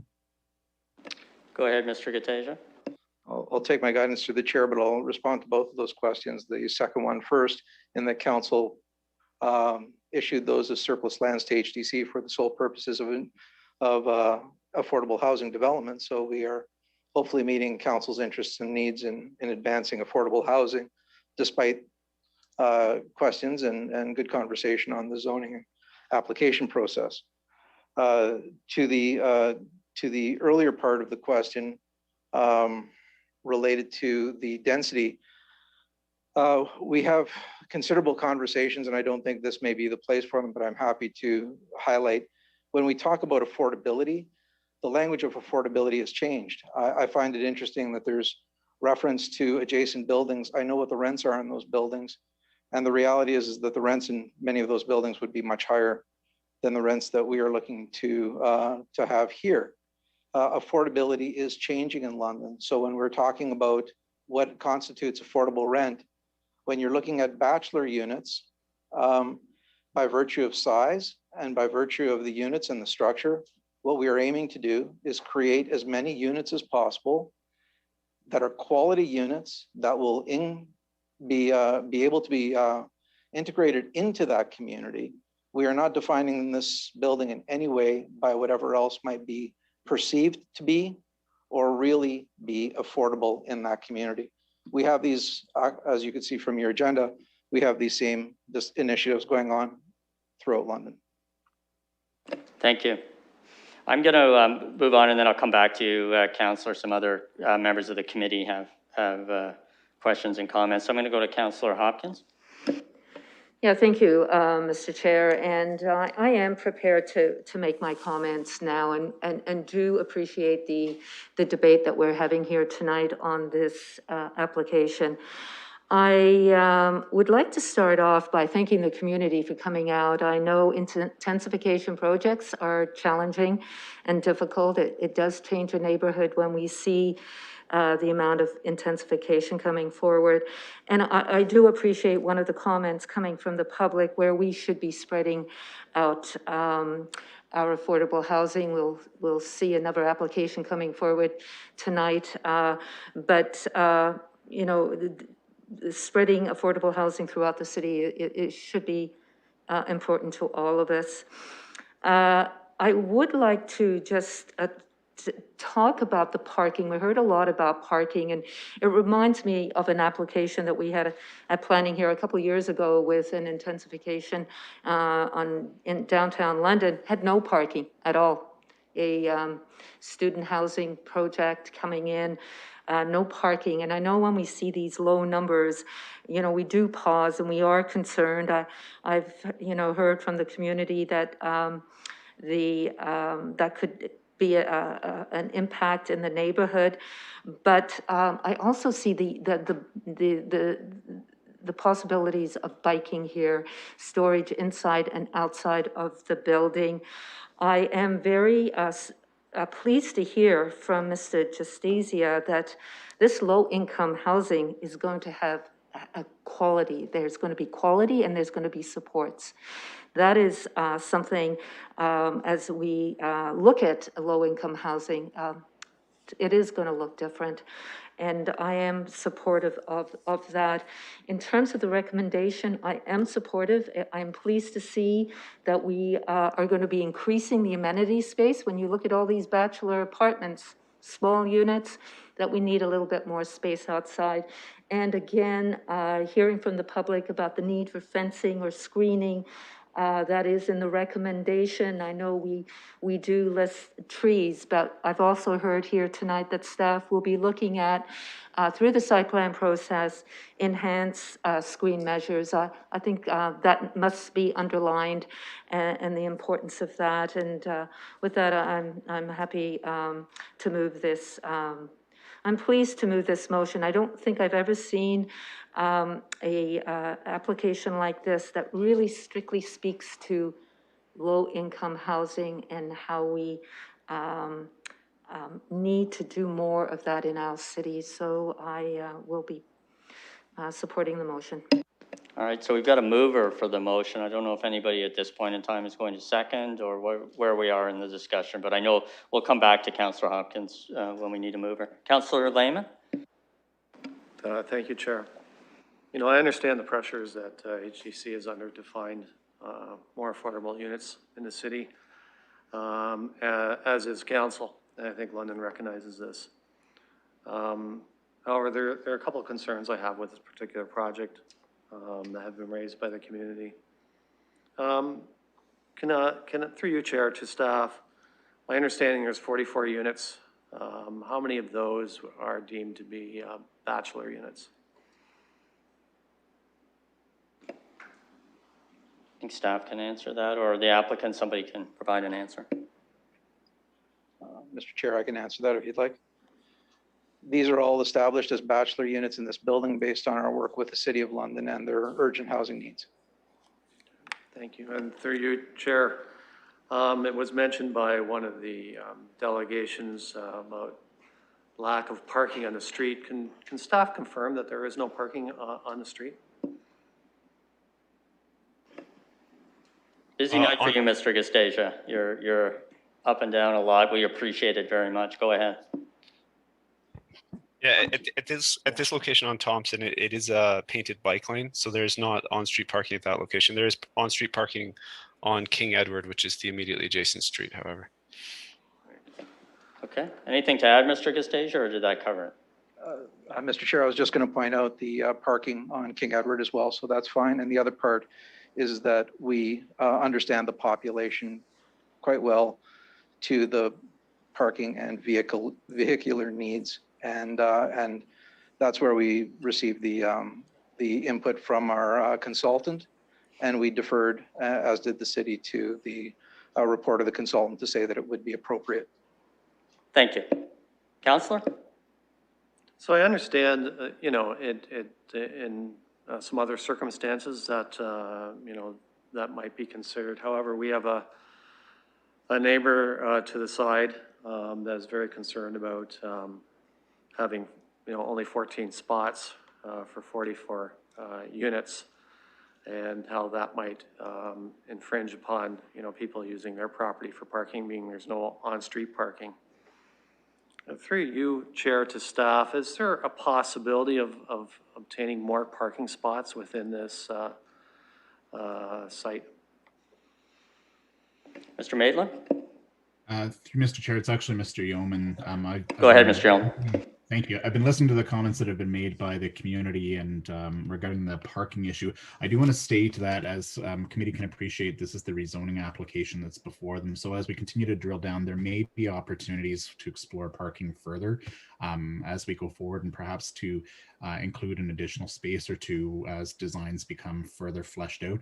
We want to be mindful, of course, that we're providing strong amenity space and making sure that we're preserving as many trees as we can as well. So perhaps this is something that could be included with the list of items for the Site Plan Approval Authority to consider as the development continues to evolve in the coming months.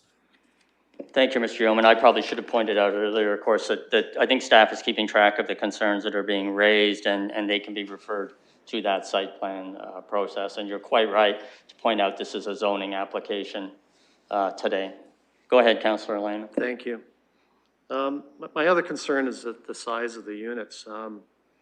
Bachelor units are required to be a minimum of 37 square meters, and this is asking for, you know, 25% reduction in that down to 27 square meters. And I'm wondering if, you know, in our quest to have as many units available to address our affordable housing, you know, that we're stretching it a bit. You know, if we were to adjust the size of the units, that would reduce the number of units, which would address the ratio of parking to units. And I would just be, you know, interested in what my colleagues' thoughts would be to, because it looks from Mr. Yeoman's point, we might be at 1 or 2 spots. I don't know if that really is impactful. But should we be looking at the size of the unit? Would my colleagues be open to, you know, exploring increasing the size of units, which would, you know, address the ratio of parking to units? I'd be interested to hear my thoughts from my colleagues on that. Why don't we hear from the applicant, first of all, if that's even something that's contemplated in terms of this building. If it's, because obviously changing the number of units has a big impact on a building in terms of whether it's even functional from a financial point of view. So I'll hear from Mr. Gatasia. Oh, this is planning. Mr. Gatasia can comment. Yes, through the chair. This is actually a fairly essential component, and I want to be respectful of Mr. Yeoman's comments related to the planning and zoning as well. But I think it's important to acknowledge that the mechanism of construction dictates a certain unit size and yield that all fits into a pro forma that we are looking at right now. What I will share is that the 27 square meter size is what we have used in a number of affordable developments, and is not just a safe size, it is fully accommodating of all of the features that you would require with any unit, including accessibility, and is done in such a manner as these are units that will be high quality units. So I just want to make sure that there's an understanding that this is not outside of the norm as it relates to this work. Thank you. Councilor, do you have more questions or comments? Right. Any other comments from the committee, right, before I go back to Councillor Van Holst? Mayor Holder, you haven't spoken yet. Thanks very much. I appreciate the comments of all of our colleagues and the input from staff as we and citizens as we try to go forward with this complex.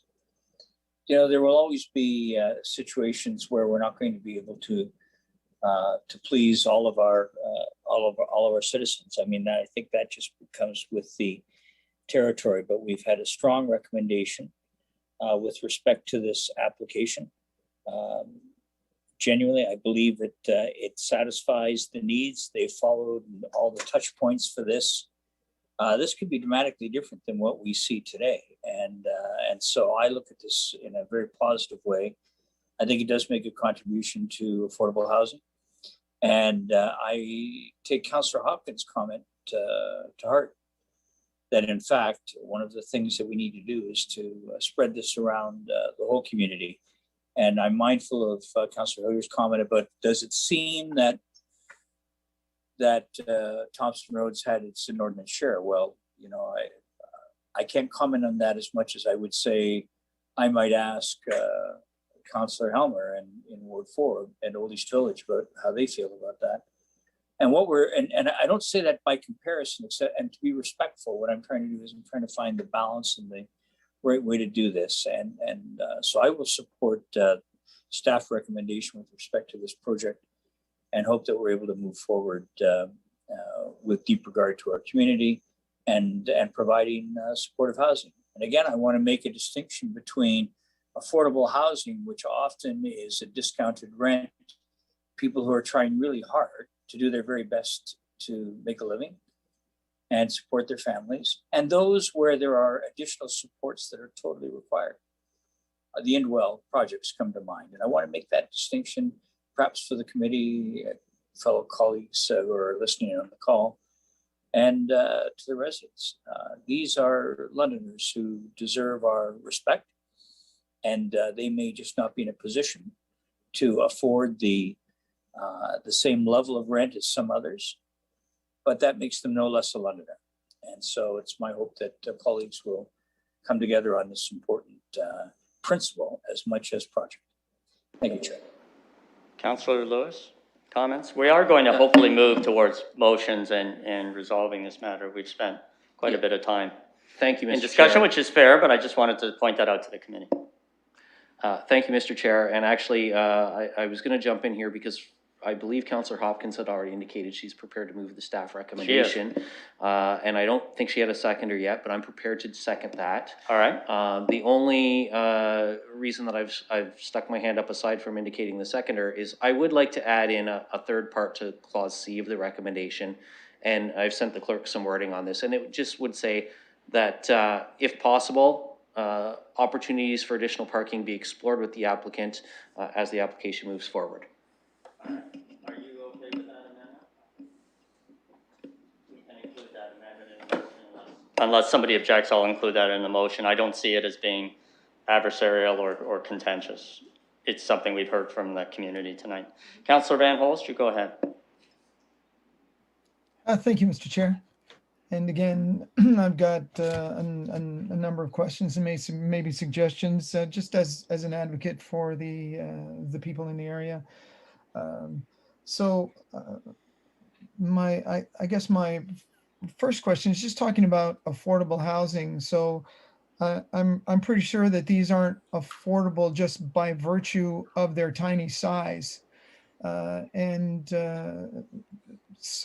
I do want to ask staff where we've put in other bachelor apartments this size, because I would have to push back on the idea that this is the norm, because we have to provide a special provision for these to be almost substantially smaller, 25%. smaller. Okay, Mr. Gastasia, you're on your feet. You can answer that question, I assume. Sorry, Mr. Chair, I should defer that question first to the clerk. My familiarity is through decisions that have happened in front of committee. Sorry, I meant to the planner. Oh, to the planner. Okay, Mr. Maitland, you want to go ahead and answer that? Sorry, Mr. Chair, it's actually Mr. Yeoman. Sorry, Mr. Yeoman, I'm not a problem at all. Happy to provide some assistance and clarification here. We have made recommendations in the past for reduction in the minimum size of units. It doesn't happen very often, but I will flag for the committee that our zoning bylaw is no longer in alignment with the building code. And actually the building code does provide for smaller sized units that do meet the safety requirements of the Ontario Building Code and all of the other good things that come with that as well. That's something we're going to have to be looking at in the future So this is something that would align things a bit better to that.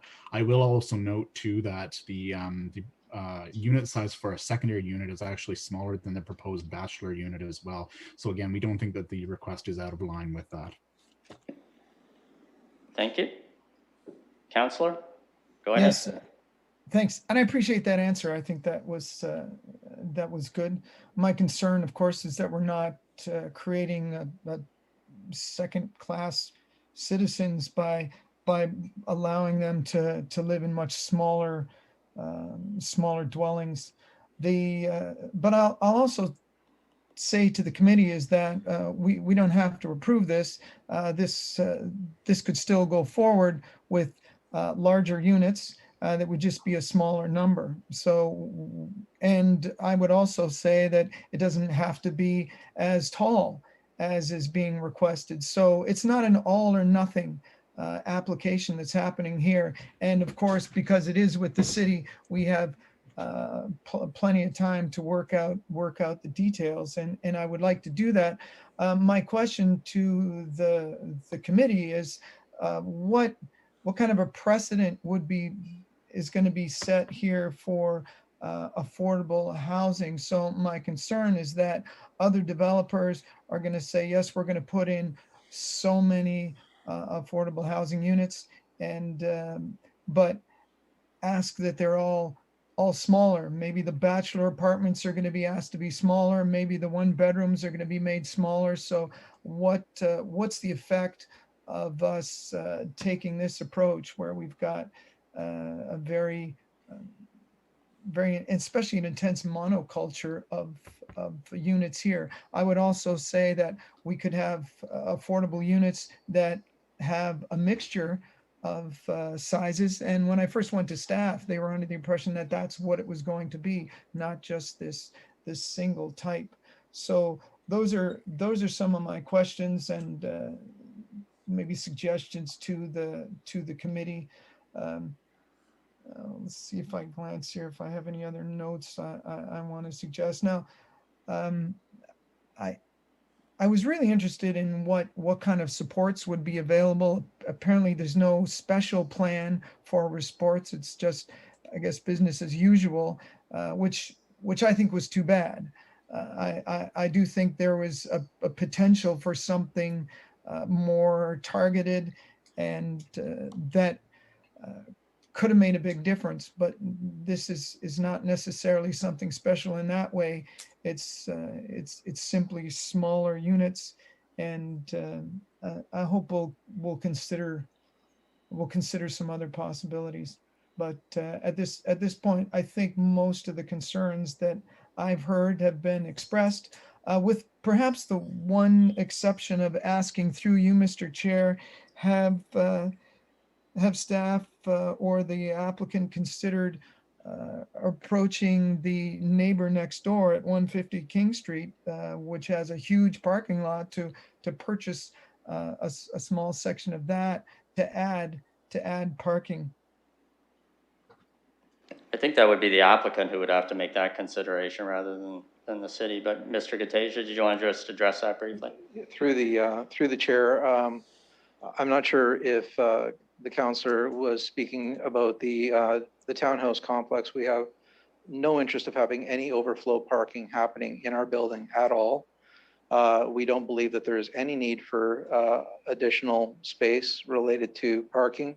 And I think the recommendation made prior related to exploring if we can fit other spaces is absolutely appropriate. And we will certainly work with the city on that. Thank you. Anything further, councillor? And I don't think so, except maybe the question, would this be considered permanent housing, or is this more transitional housing? Mr. Gatasia? Through the chair, this is by definition of R9. This is a multi-residential apartment building, and therefore would be applicable to the Residential Tenancies Act. This is an apartment building with tenants. Their income will be tested, their supports will be based on their needs. So it is simply an apartment building that is affordable. Okay. Thank you. So That we have concludes my a, questions. thank you. So we have a motion that's moved and seconded. Is there any further discussion with regard to the motion? And that is to the staff recommendation plus the amendment. Yes, Lehman. Councillor Lehman, go ahead.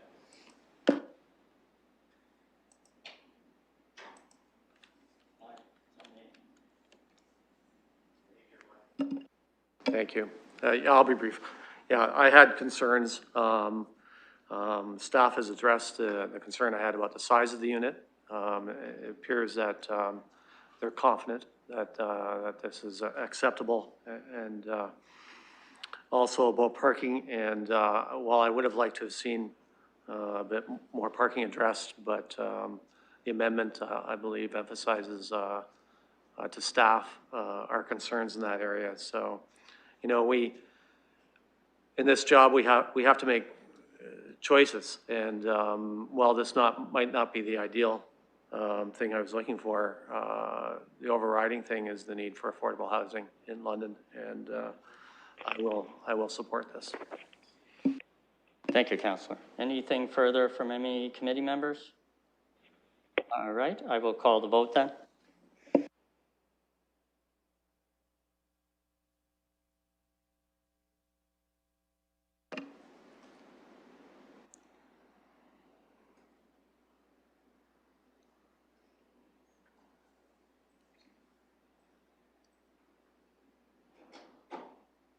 Closing the vote and the motion carries 6-0. Thank you very much. We will now move to item 3.8 on the agenda, which is a public participation meeting for an application at 345 Sylvan Street. And we will need to open the public participation meeting. Councillor Hopkins is moving that. Councillor Lewis is seconding it. And I will call the vote.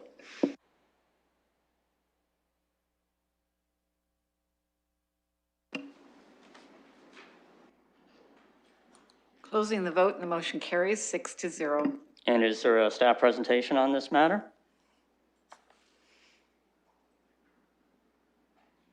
Yes, we do have a presentation prepared. Go ahead. Okay, again, this presentation, the slides should be available on the agenda if you're following along at home or in the committee rooms. The application before us this evening is an application at 345 Sylvan Street, file number OZ9297. It's an official plan and zoning bylaw amendment. The first slide that we have shows the site in its context. 345 Sylvan Street is at the end of Sylvan Street, located behind houses along High Street and Balderston Ave, as well as adjacent to a existing apartment building on Percy Street. Moving on to the next slide, within the London plan, this site is located within a neighborhoods place type and is neighborhoods place type itself. The current zoning is a community facility 5 or CF5 zone. That zone is the result of a historic group home that was located on the site and that is currently in the process of being demolished. So the requested amendments made by the applicant, and again, that was the Housing Development Corporation of London, are first an official plan amendment to permit a low-rise apartment building on the site, and a zoning bylaw amendment to provide for a 3-story, 42-unit apartment building. There's special provisions associated with that, and there are for 21 parking spaces for a 41 square meter 1-bedroom size, for a 20-meter frontage, which is recognizing the existing frontage based on the current property fabric, and finally for a front yard accessory structure that would allow for bicycle parking in an accessory structure. Moving on to the next slide, we have the concept plan as provided at this point in time. You see the apartment building, kind of an L-shaped building situated towards the north and west of the site. If you'll recall from the previous context images, there's a 3-story apartment building immediate to the north, so it kind of mirrors that, if you will. It also spaces away from some of the lower rise adjacent neighbors to the south and east. There's 2 parking pads in the front, and the bicycle parking in this concept is along the western property line, although in consultation with the applicant, it's unlikely that we would be supportive of that it's that location at site plan. There's a number of outdoor amenity spaces located around the property. So as of the completion of this presentation, there was only one response from the community. Since then, there have been 2 other responses which should have been shared with the committee at this point. Concerns raised to date relate to overflow parking based on the 20 parking spaces proposed and the kind of short street that it's located at the end of. One resident commented to indicate that there have been complaints around bicycle theft on the site and want to ensure that any site design kind of took those SEPTED and anti-theft measures into account in designing the site. There's also rigging this site a good perimeter of existing trees. And so requests from the people who've commented to date noted that these screening measures would be desirable to be maintained, not just for the protection of the trees themselves, but for the screening of the neighbors. The 2 comments that were received subsequent to this presentation being prepared also indicated general opposition to it, indicating that they felt that the number of units were too large and the number of parking too small. So the recommendation from staff, with full details provided in the report, is to approve the official plan amendment to permit the low-rise apartment building on site, to approve the rezoning for a residential R8 special provision zone that would implement and allow for the 3-story apartment building, with the special provisions discussed previously. And finally, to request site plan approval, the Site Plan Approval Authority act to preserve the existing trees around the site to the best that is possible, and to maintain their screening for that reason. And then the final slide is simply a replication of the recommendation as it appears at the beginning of the report. Thank you. Thank you very much, Mr. Maitland. Any technical questions of the staff? Councillor Turner? Don't see him. There he is. Good to see you, Councillor Turner. Go ahead. Mr. Chair, thanks for recognizing me, and thanks to Mr. Maitland for his work on this file. During a lot of the community consultation, one of the discussions that was back and forth was that there might be an H5 holding provision. When I take a look at the bylaw, I don't see one in there. There was a fair amount of public interest in this site through its evolution, and I was wondering if staff might be able to comment on its presence or absence or suitability. Go ahead, Mr. Maitland. Sorry, just unmuting there. Councillor Turner is correct. There was not an H5 proposed. As I kind of stated, through our review of the site, we did only receive one public comment, and we felt at the time the report was completed that the recommendation to site plan approval to maintain those screening trees, which was the one issue that could be addressed through site plan, that would cover that. But that's not to say it wouldn't be applicable. I think that's committee's concern, or that'd be in committee's call to make. Sorry. Councillor Turner, did you have any other technical questions, or do you want to save comments for later on? Oh, absolutely. I'll save comments for later. But yeah, that was my technical question, so I appreciate it. Thank you. Thank you very much. So we'll go to the applicant. Mr. Gastasia again. Do you have anything to add? You don't have to. Through the chair, my comments are the same, and happy with staff's report. Just on the matter of the holding provision, I did talk to the councillor. There was mention of that earlier. I just want to make sure that there's an understanding that it wasn't pursued because in our work with the city, we believe that we've met everything that needed to be met from the community perspective, and then the other matters could be addressed through site plan. So I'll defer to questions afterward. Thank you. All right, so members of the public, I don't know if they're just in the one committee room or both committee rooms. So why don't we start with committee room 5 first? See if there's anyone there. No, no one in committee room 5. So I'll go over to committee room 1 and 2 for people who want to make comment. I would just ask you to provide us with your name, your address if you would like, and you have 5 minutes to speak, and we'll be timing you. So we'll just have the first speaker in courtroom, I'm in my other job, in committee room 1 and 2. There are no people in committee room 1 and 2 for this item. All right, thank you very much. Yes, So, sir, your court. all right, if there's no other presentations, then I will move for closing the public participation meeting, moved by Councillor Hopkins, seconded by Councillor Lehman, and I will call the vote.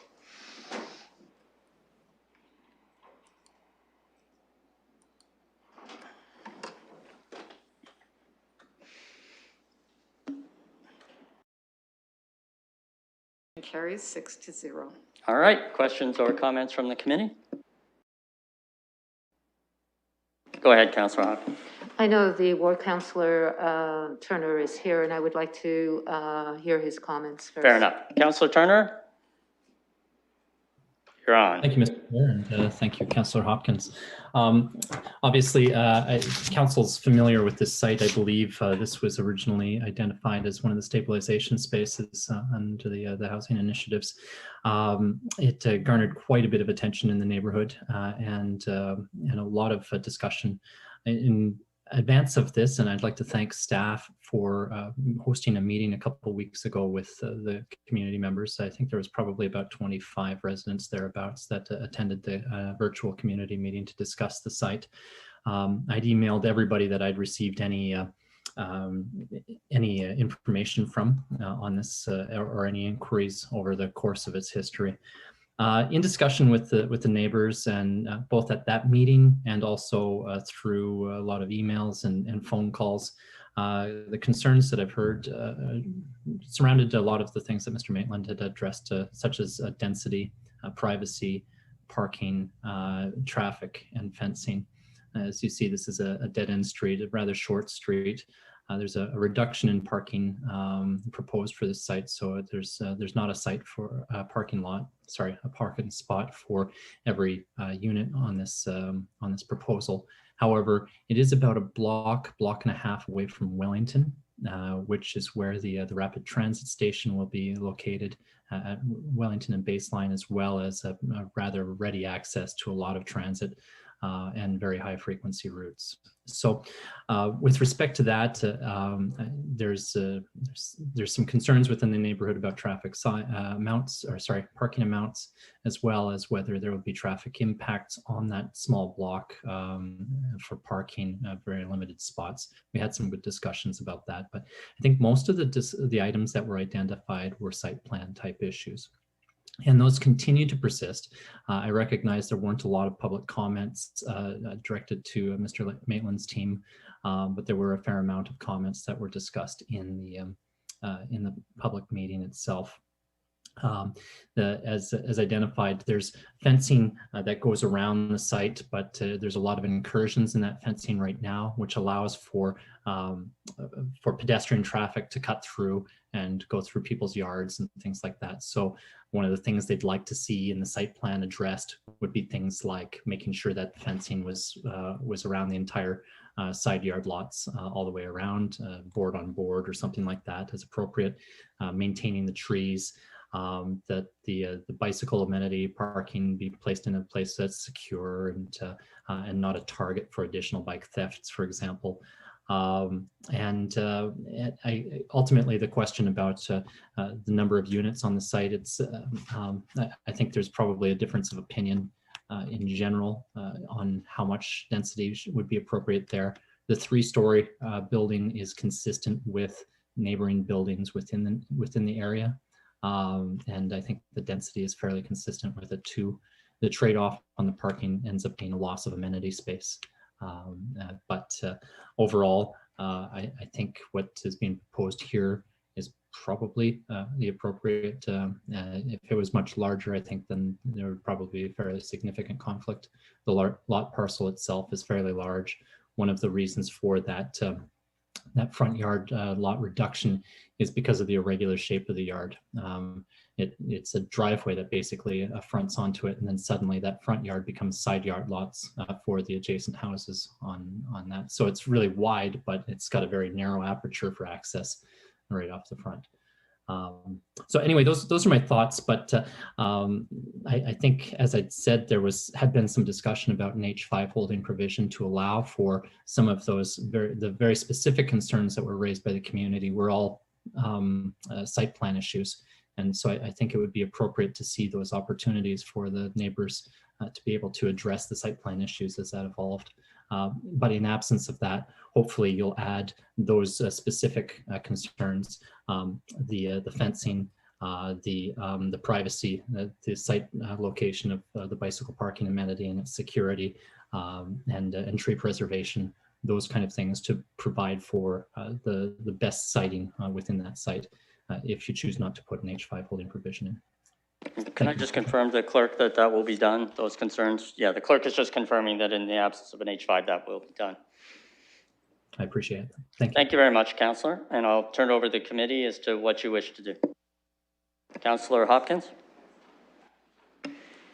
Yeah, thank you, Mr. Chair, and I do appreciate the comments from the ward councillor, given that he has concerns around a number of items brought forward through his community engagement that a H5 be put on. I have no problem adding that. I do think that some of the issues have been addressed. I know in the recommendation we deal with the screening through the maintenance of an existing perimeter trees throughout the development. But I am comfortable with adding the H5 to address the traffic and the movement in this area. It is, I think I have no problem adding the H5 and looking for a seconder, I guess, to add that to the recommendation. If I can proceed with my comments. Go ahead, and then we can deal with that issue. Yes, you know, when we look at these affordable housing applications coming through, this is another example of a development or affordable housing coming into our communities and the importance to support them. The intensity is you know, we just come from one application to another, and as much as the intensity is 75 units per hectare, which may not seem a lot. It is a challenge for our communities, I think, to absorb the intensity. And, you know, that's another reason why I would be supporting an H5 as well. So very supportive of this recommendation and would be supporting it moving forward. Okay, other councillors? Councillor Lewis. Thank you, Mr. Chair. I will echo most of what Councillor Hopkins said. I appreciate Councillor Turner joining us and sharing his concerns from the community perspective. I'm not always necessarily thrilled with the idea of holding provisions for the sake of holding provisions, particularly for public site plan, because I think we sometimes set up a false expectation that we're going to change the site plan because concerns are raised. However, the ward councillor has indicated he'd be more comfortable with it, and so with Councillor Hopkins willing to include that in the recommendation, I'll second that. All right, thank you. Anything further from any other members of the committee? All right, so that motion will be going forward with the H5 included. I don't think anybody's objecting to us doing that. Thanks very much to Councillor Turner for doing the proactive work in this that makes it, has made our job a lot easier. I appreciate that. Thank you, Mr. Chair. Yes.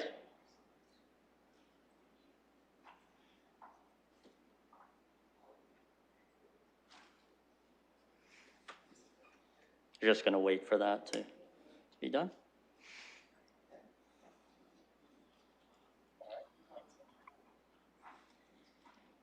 Hello, Miss Pastorius. I can see you. Oh, she's gone. Oh. Ah, I thought she saw me and it scared her away, but you know. I think I have two things going on right now, so I'm just gonna put I don't know what's going on here. I'm sorry. That's okay. We're not at an item your item yet, I don't think.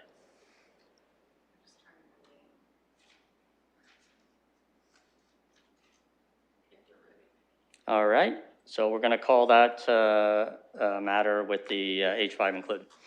All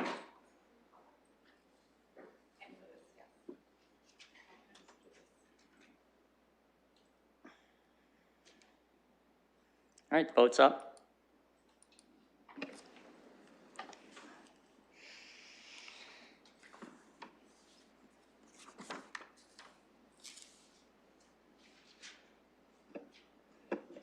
Councillor Hillier. Closing the vote and the motion carries 6-0. All right, thanks again, Councillor Turner. Enjoy your evening. Item 3.9 is a public participation meeting relating to the Core Area Community Improvement Plan, Core Area Community Improvement Plan Financial Incentive Grant Guidelines.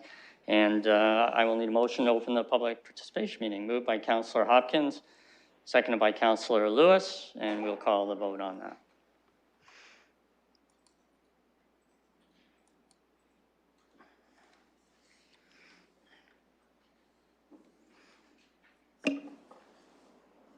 Closing the vote and the motion carries 6. There's a staff presentation, is there? I have a presentation prepared. Thank you very much. Go ahead. Thank you. So the item you have before you right now is an official plan amendment for the Core Area Community Improvement Plan, or CIP. So in 2019, the city initiated a study to identify actions that could be taken to support the success of the core area. The result of this study was the Core Area Action Plan, which identified 70 individual action items that could be undertaken to address identified issues. 4 of these action items, which are listed on the second slide, will be implemented through the Core Area CIP. So these action items included providing grants to implement safety audit recommendations on privately owned property, eliminating encroachment fees for patios, signage, and awnings, eliminating application fees for encroachment, signage, and patios, and eliminating fees for use of on-street parking spaces for temporary restaurant patios. So the project area boundary for the CIP is shown on slide 3, and it represents the boundary that was established through the Core Area Action Plan. It generally includes the downtown, Old East Village, and Richmond Row. The core area was determined by identifying where there was the most need in terms of helping those struggling with homelessness and health issues, improving safety and security, supporting businesses, and attracting more people to the area. So the Core Area CIP proposes 3 new financial incentive programs, which are listed on slide 4. The first is the Safety Audit Grant Program, which would offer grants to reduce the financial burden on business owners who want to make modifications to private property that would improve the safety as identified through a core area safety audit. This program would grant up to 50% of the total cost of the property modifications that improve safety and up to a maximum of $10,000 per property. The second program is the Boulevard Cafe Grant Program, which would offer grants to reduce the financial burden on business owners who operate sidewalk patios. This grant program eliminates the administrative and license fees related to the operation of a patio on the public right-of-way. This program would replace the existing Boulevard Cafe Grant Program currently offered through the Downtown CIP. And the final program is the Sign Grant Program, which would offer grants to reduce the financial burden on businesses or property owners who install new signs or require encroachment agreements for signs. The grant program eliminates the sign permit application fee, the encroachment agreement application fee, and the annual encroachment fee for signs. So slide 5 provides a summary of the recommendation before you today, which is to adopt the Core Area CIP and financial incentive programs, as well as to discontinue the Boulevard Cafe Grant Program within the Downtown CIP area. And that concludes my presentation. Thank you. Thank you very much. I don't think there'll be any technical questions. We'll just move on to the public delegations. Ms. Velastro is on the phone. All right, go ahead.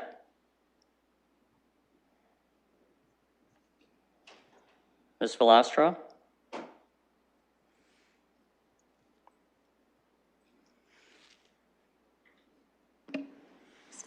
Ms. Velastro, if you need, hit *6 to unmute. Hi there. I'm here now. I'm sorry. Go ahead. I live in the core. I'm someone that actively connects with core residents to raise awareness and support for issues that impact the core. And I do this usually by door knocking. I have, for example, spoken to those residents that live in the vintage apartments above the stores on Dundas Street. And I fundamentally believe that the city is misguided on its approach to revitalizing the core. For example, you can't run a business if your windows are being smashed on a regular basis. I also think that the focus of the core area community improvement plan is too focused on bringing people to the downtown and is neglecting those residents that already live in the downtown, as is those residents that would be the ground support for the businesses in the core. For example, the city is dead wrong as to who lives in the core, and especially who lives on Dundas Street above the stores. In my neighborhood of North Talbot, we still have some affordable rentals. We have a school bus that picks up young children off Talbot Street and buses them to school. We have not-for-profit housing, housing for disability, public housing, student housing, wealthy residents that live in mansions, and a lot of long-term residents that rent. Many of the renters are older individuals of lower income. If city officials calculate that the population of the core is younger rather than mixed, it is because the older residents tend to avoid those businesses that do not cater to them, such as the businesses on Richmond Street. Our neighborhood also has several houses that remain whole and not carved up, but are currently limited to groups of students of 5 or more. The report does not recognize these housing types from what I can see. The core area community improvement plan fails to address the core area residents and their role in supporting businesses.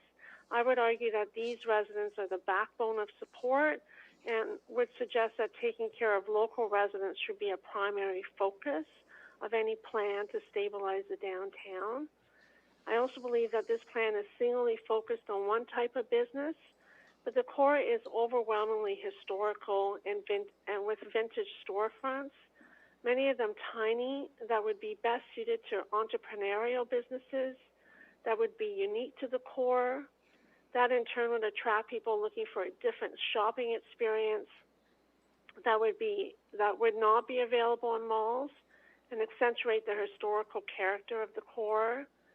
This plan ignores what is already beautiful about the downtown. It's right there and funny, but you're not looking. You're trying to reshape the core rather than bring out what's already unique and attractive about it. And I understand the frustration of residents that do not live in the core, do not visit the core, have no desire to shop in the core, having to foot the bill for these plans that, many think are misguided and might fail. Most people want to shop, play, and work where they live, and visit another district for its uniqueness. I feel this plan does nothing to lift and stabilize the core. For example, while nice, I don't think removing curbs and rebricking Dundas would attract anyone to the core.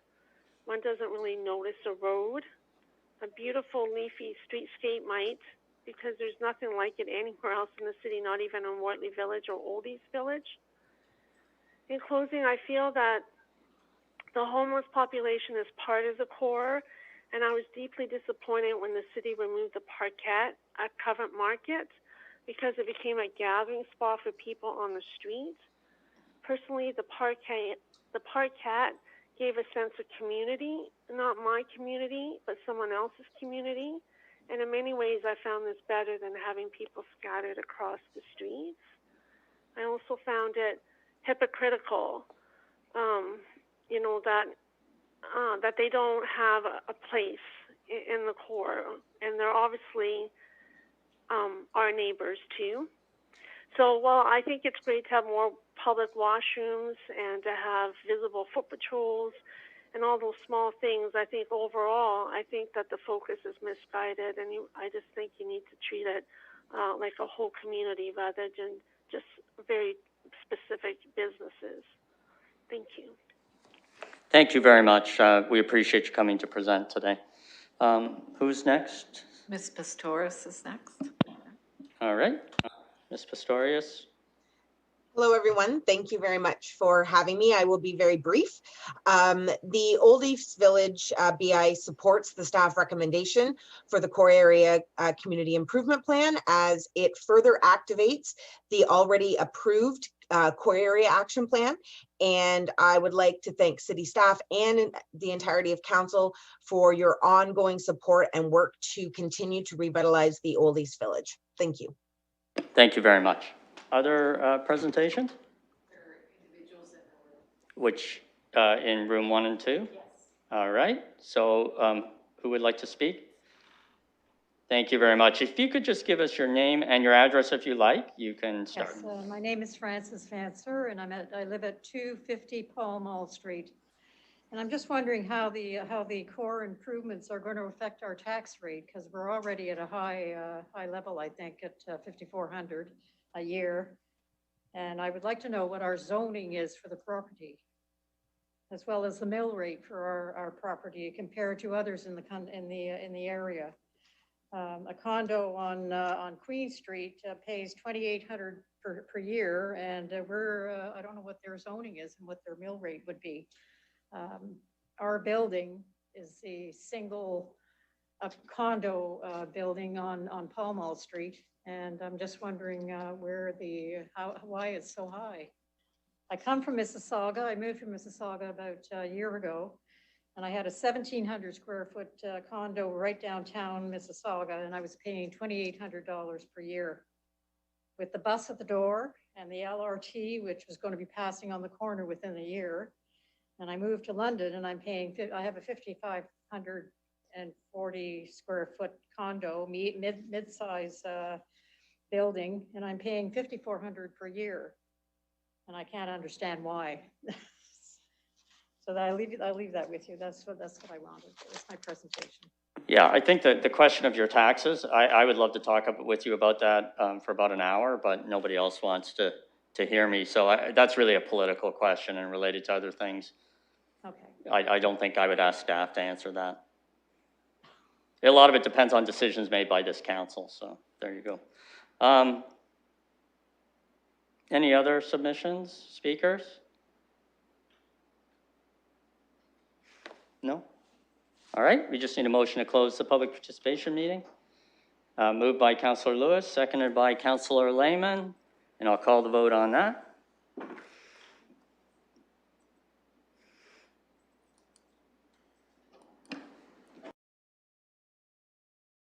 Closing the vote, the motion carries 6-0.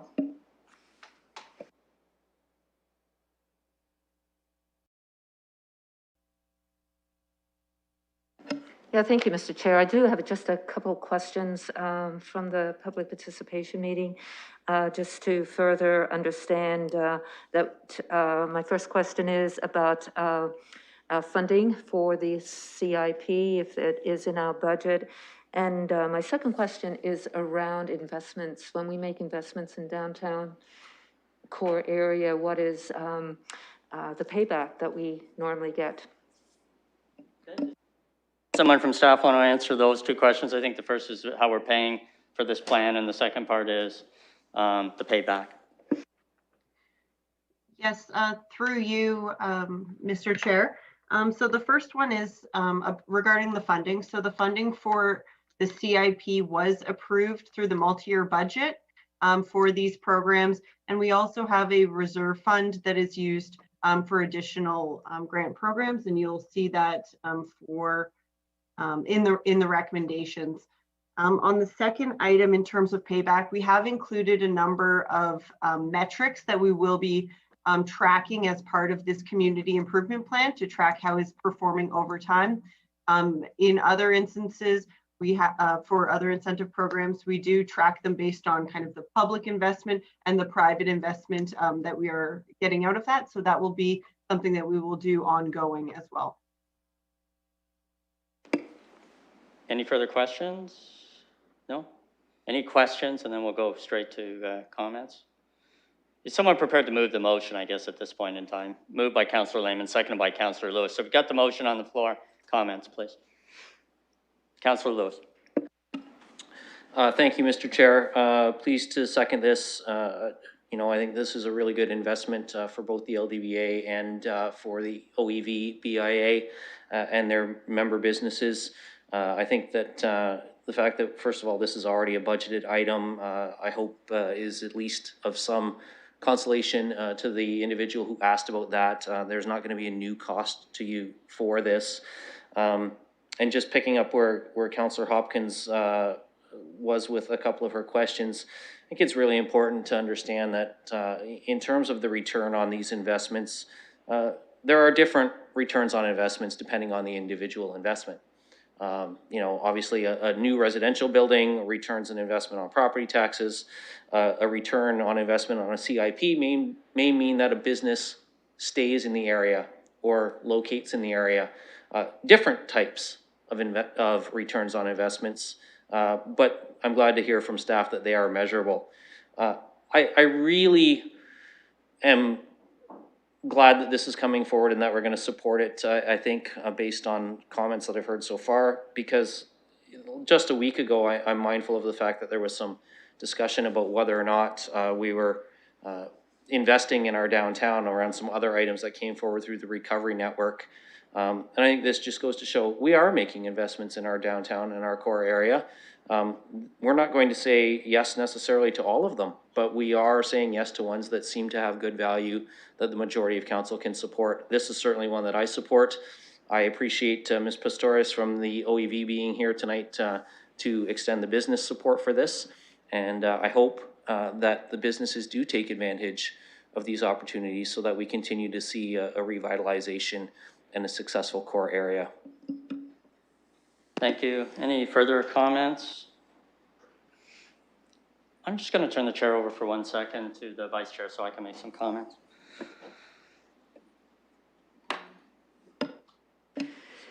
Councillor Squire.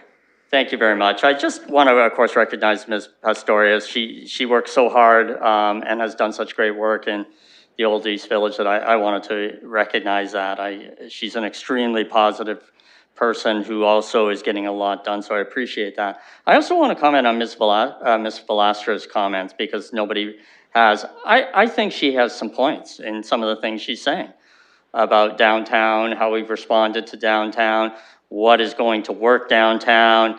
And I really respect her focus in actually going door to door and speaking to people who live downtown and saying, what do you think will work downtown? And also looking at the demographic of the people.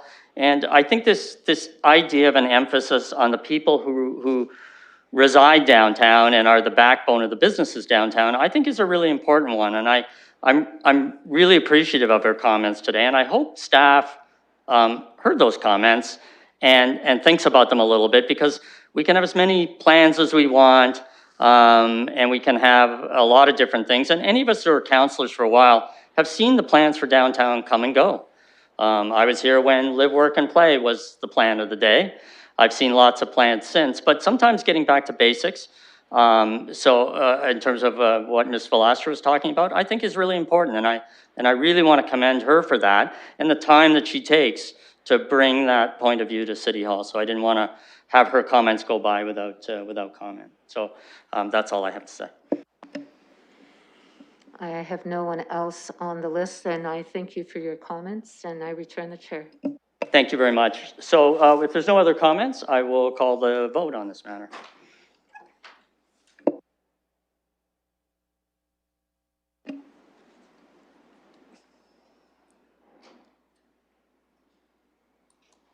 Closing the vote, and the motion carries 6-0. And we're going to move to our final scheduled item, which is item 3.10, which is a public participation meeting with regard to 122 Baseline Road West. So we will need to open the public participation meeting. Moved by Councillor Lehman. I see he's eager to do that, and I think Councillor Lewis wanted to second this item. So I'll accept that second, and I'll call the vote.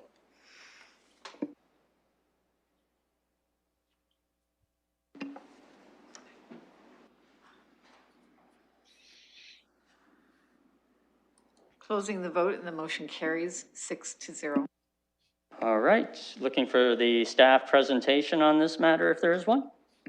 Good evening. We don't have a PowerPoint presentation that was provided as part of the agenda, but I'll speak for a moment on it just for some context, assuming that's okay with the committee. That's fine. Go ahead. Yeah. So what's in front of you at this moment is a site plan public meeting for 122 Baseline Road West, file number SPA 21005. You would have seen this, or likely would have seen this as a rezoning application in the fall of 2020. And so what we have in front of you this evening is their first submission for site plan approval for a 61-unit apartment building.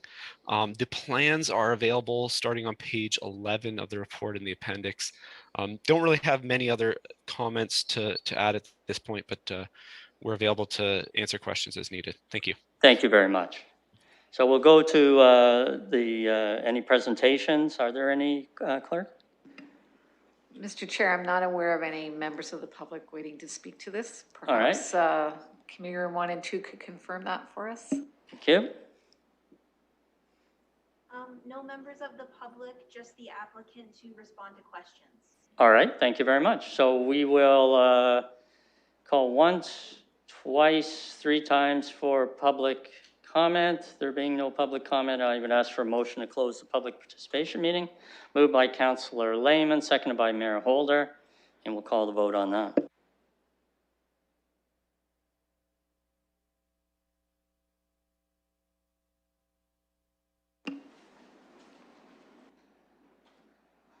Closing the vote and the motion carries 6-0. Thank you very much. Committee, questions? I see the ward councillor is here, so perhaps you can lead off, Councillor Turner. Thank you. Just more comment than anything at this point. This site plan meeting. So this is an application. We are on 122 Baseline. Good. Okay.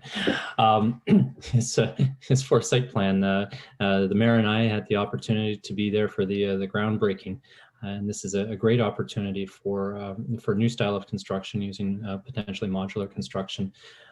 This led to a lot of discomfort within the community because they had interpreted this in conjunction with some of the other announcements the city was doing at the same time, specifically amongst the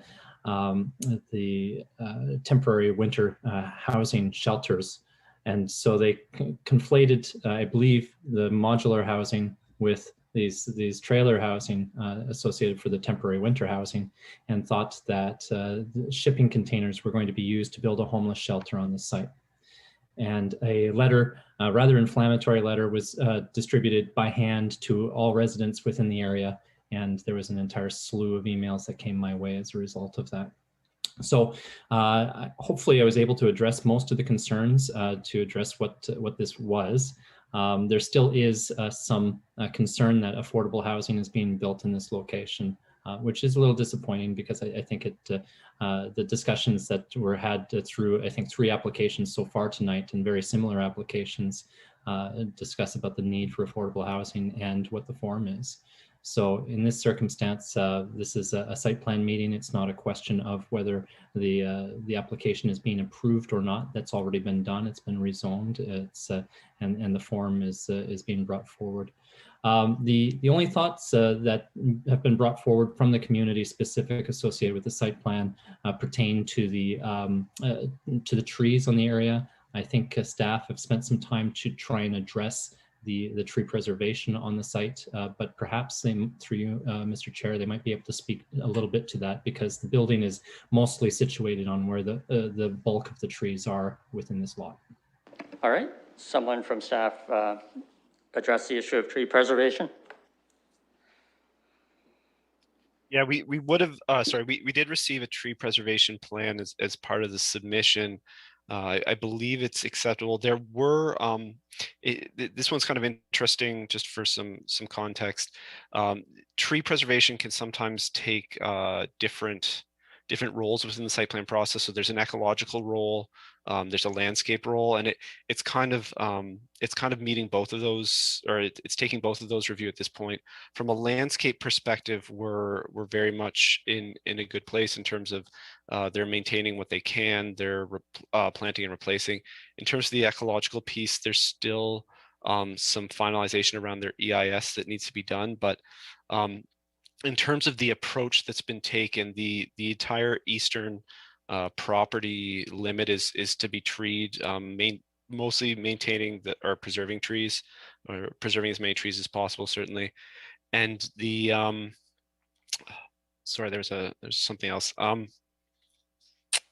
Yeah, so that's the general approach. The one other piece I was going to add is the shape of the building has changed slightly from what was presented in the fall, in terms of it was more of a T shape, and there was a portion of the property that would have jutted further to the east and kind of impacted that's then kind of been truncated, so it's more of an L, and that there's more building form further west, which provides a bit more space for trees relative to what we were discussing in the fall. Thank you. Councillor Turner. Thank you, Mr. Maitland, through you, Mr. Chair. And those are my comments. I'd like to thank staff and the Housing Development Corporation for working with the community to address the concerns that have been raised as they've come up, and also for the opportunity to place this really important and well-needed housing within the city, and it's quite welcome in my ward as well. So I think that's something we can all share as a council together, and through the Housing Development Corporation and staff, as well as our partners in provincial and federal government as well. So thank you. Thank you very much, Councillor Turner. Any other comments? There being none, then I will look for a mover and seconder of the recommendation. Moved by Councillor Hopkins, seconded by Councillor Lewis. As everybody knows, I look to my right, so that's why I arrived at them most of the evening. Any other comments or questions? Councillor Hopkins?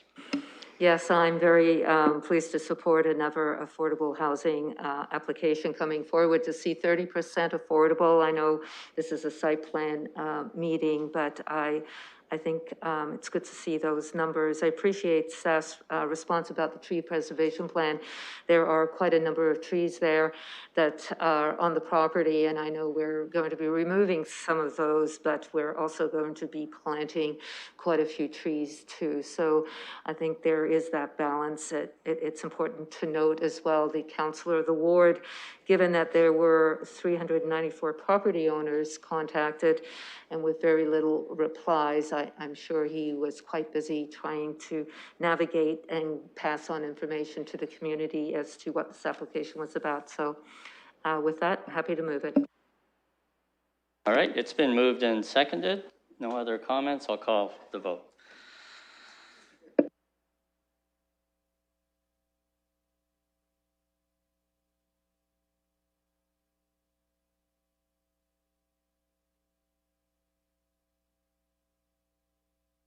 Closing the vote and the motion carries 6-0. And we've dealt with item 4.1, so I will move to move in camera for the reasons set out on the agenda. So I need a mover and seconder for that. Moved by Councillor Lewis, seconded by Mayor Holder, and I will call the question on that.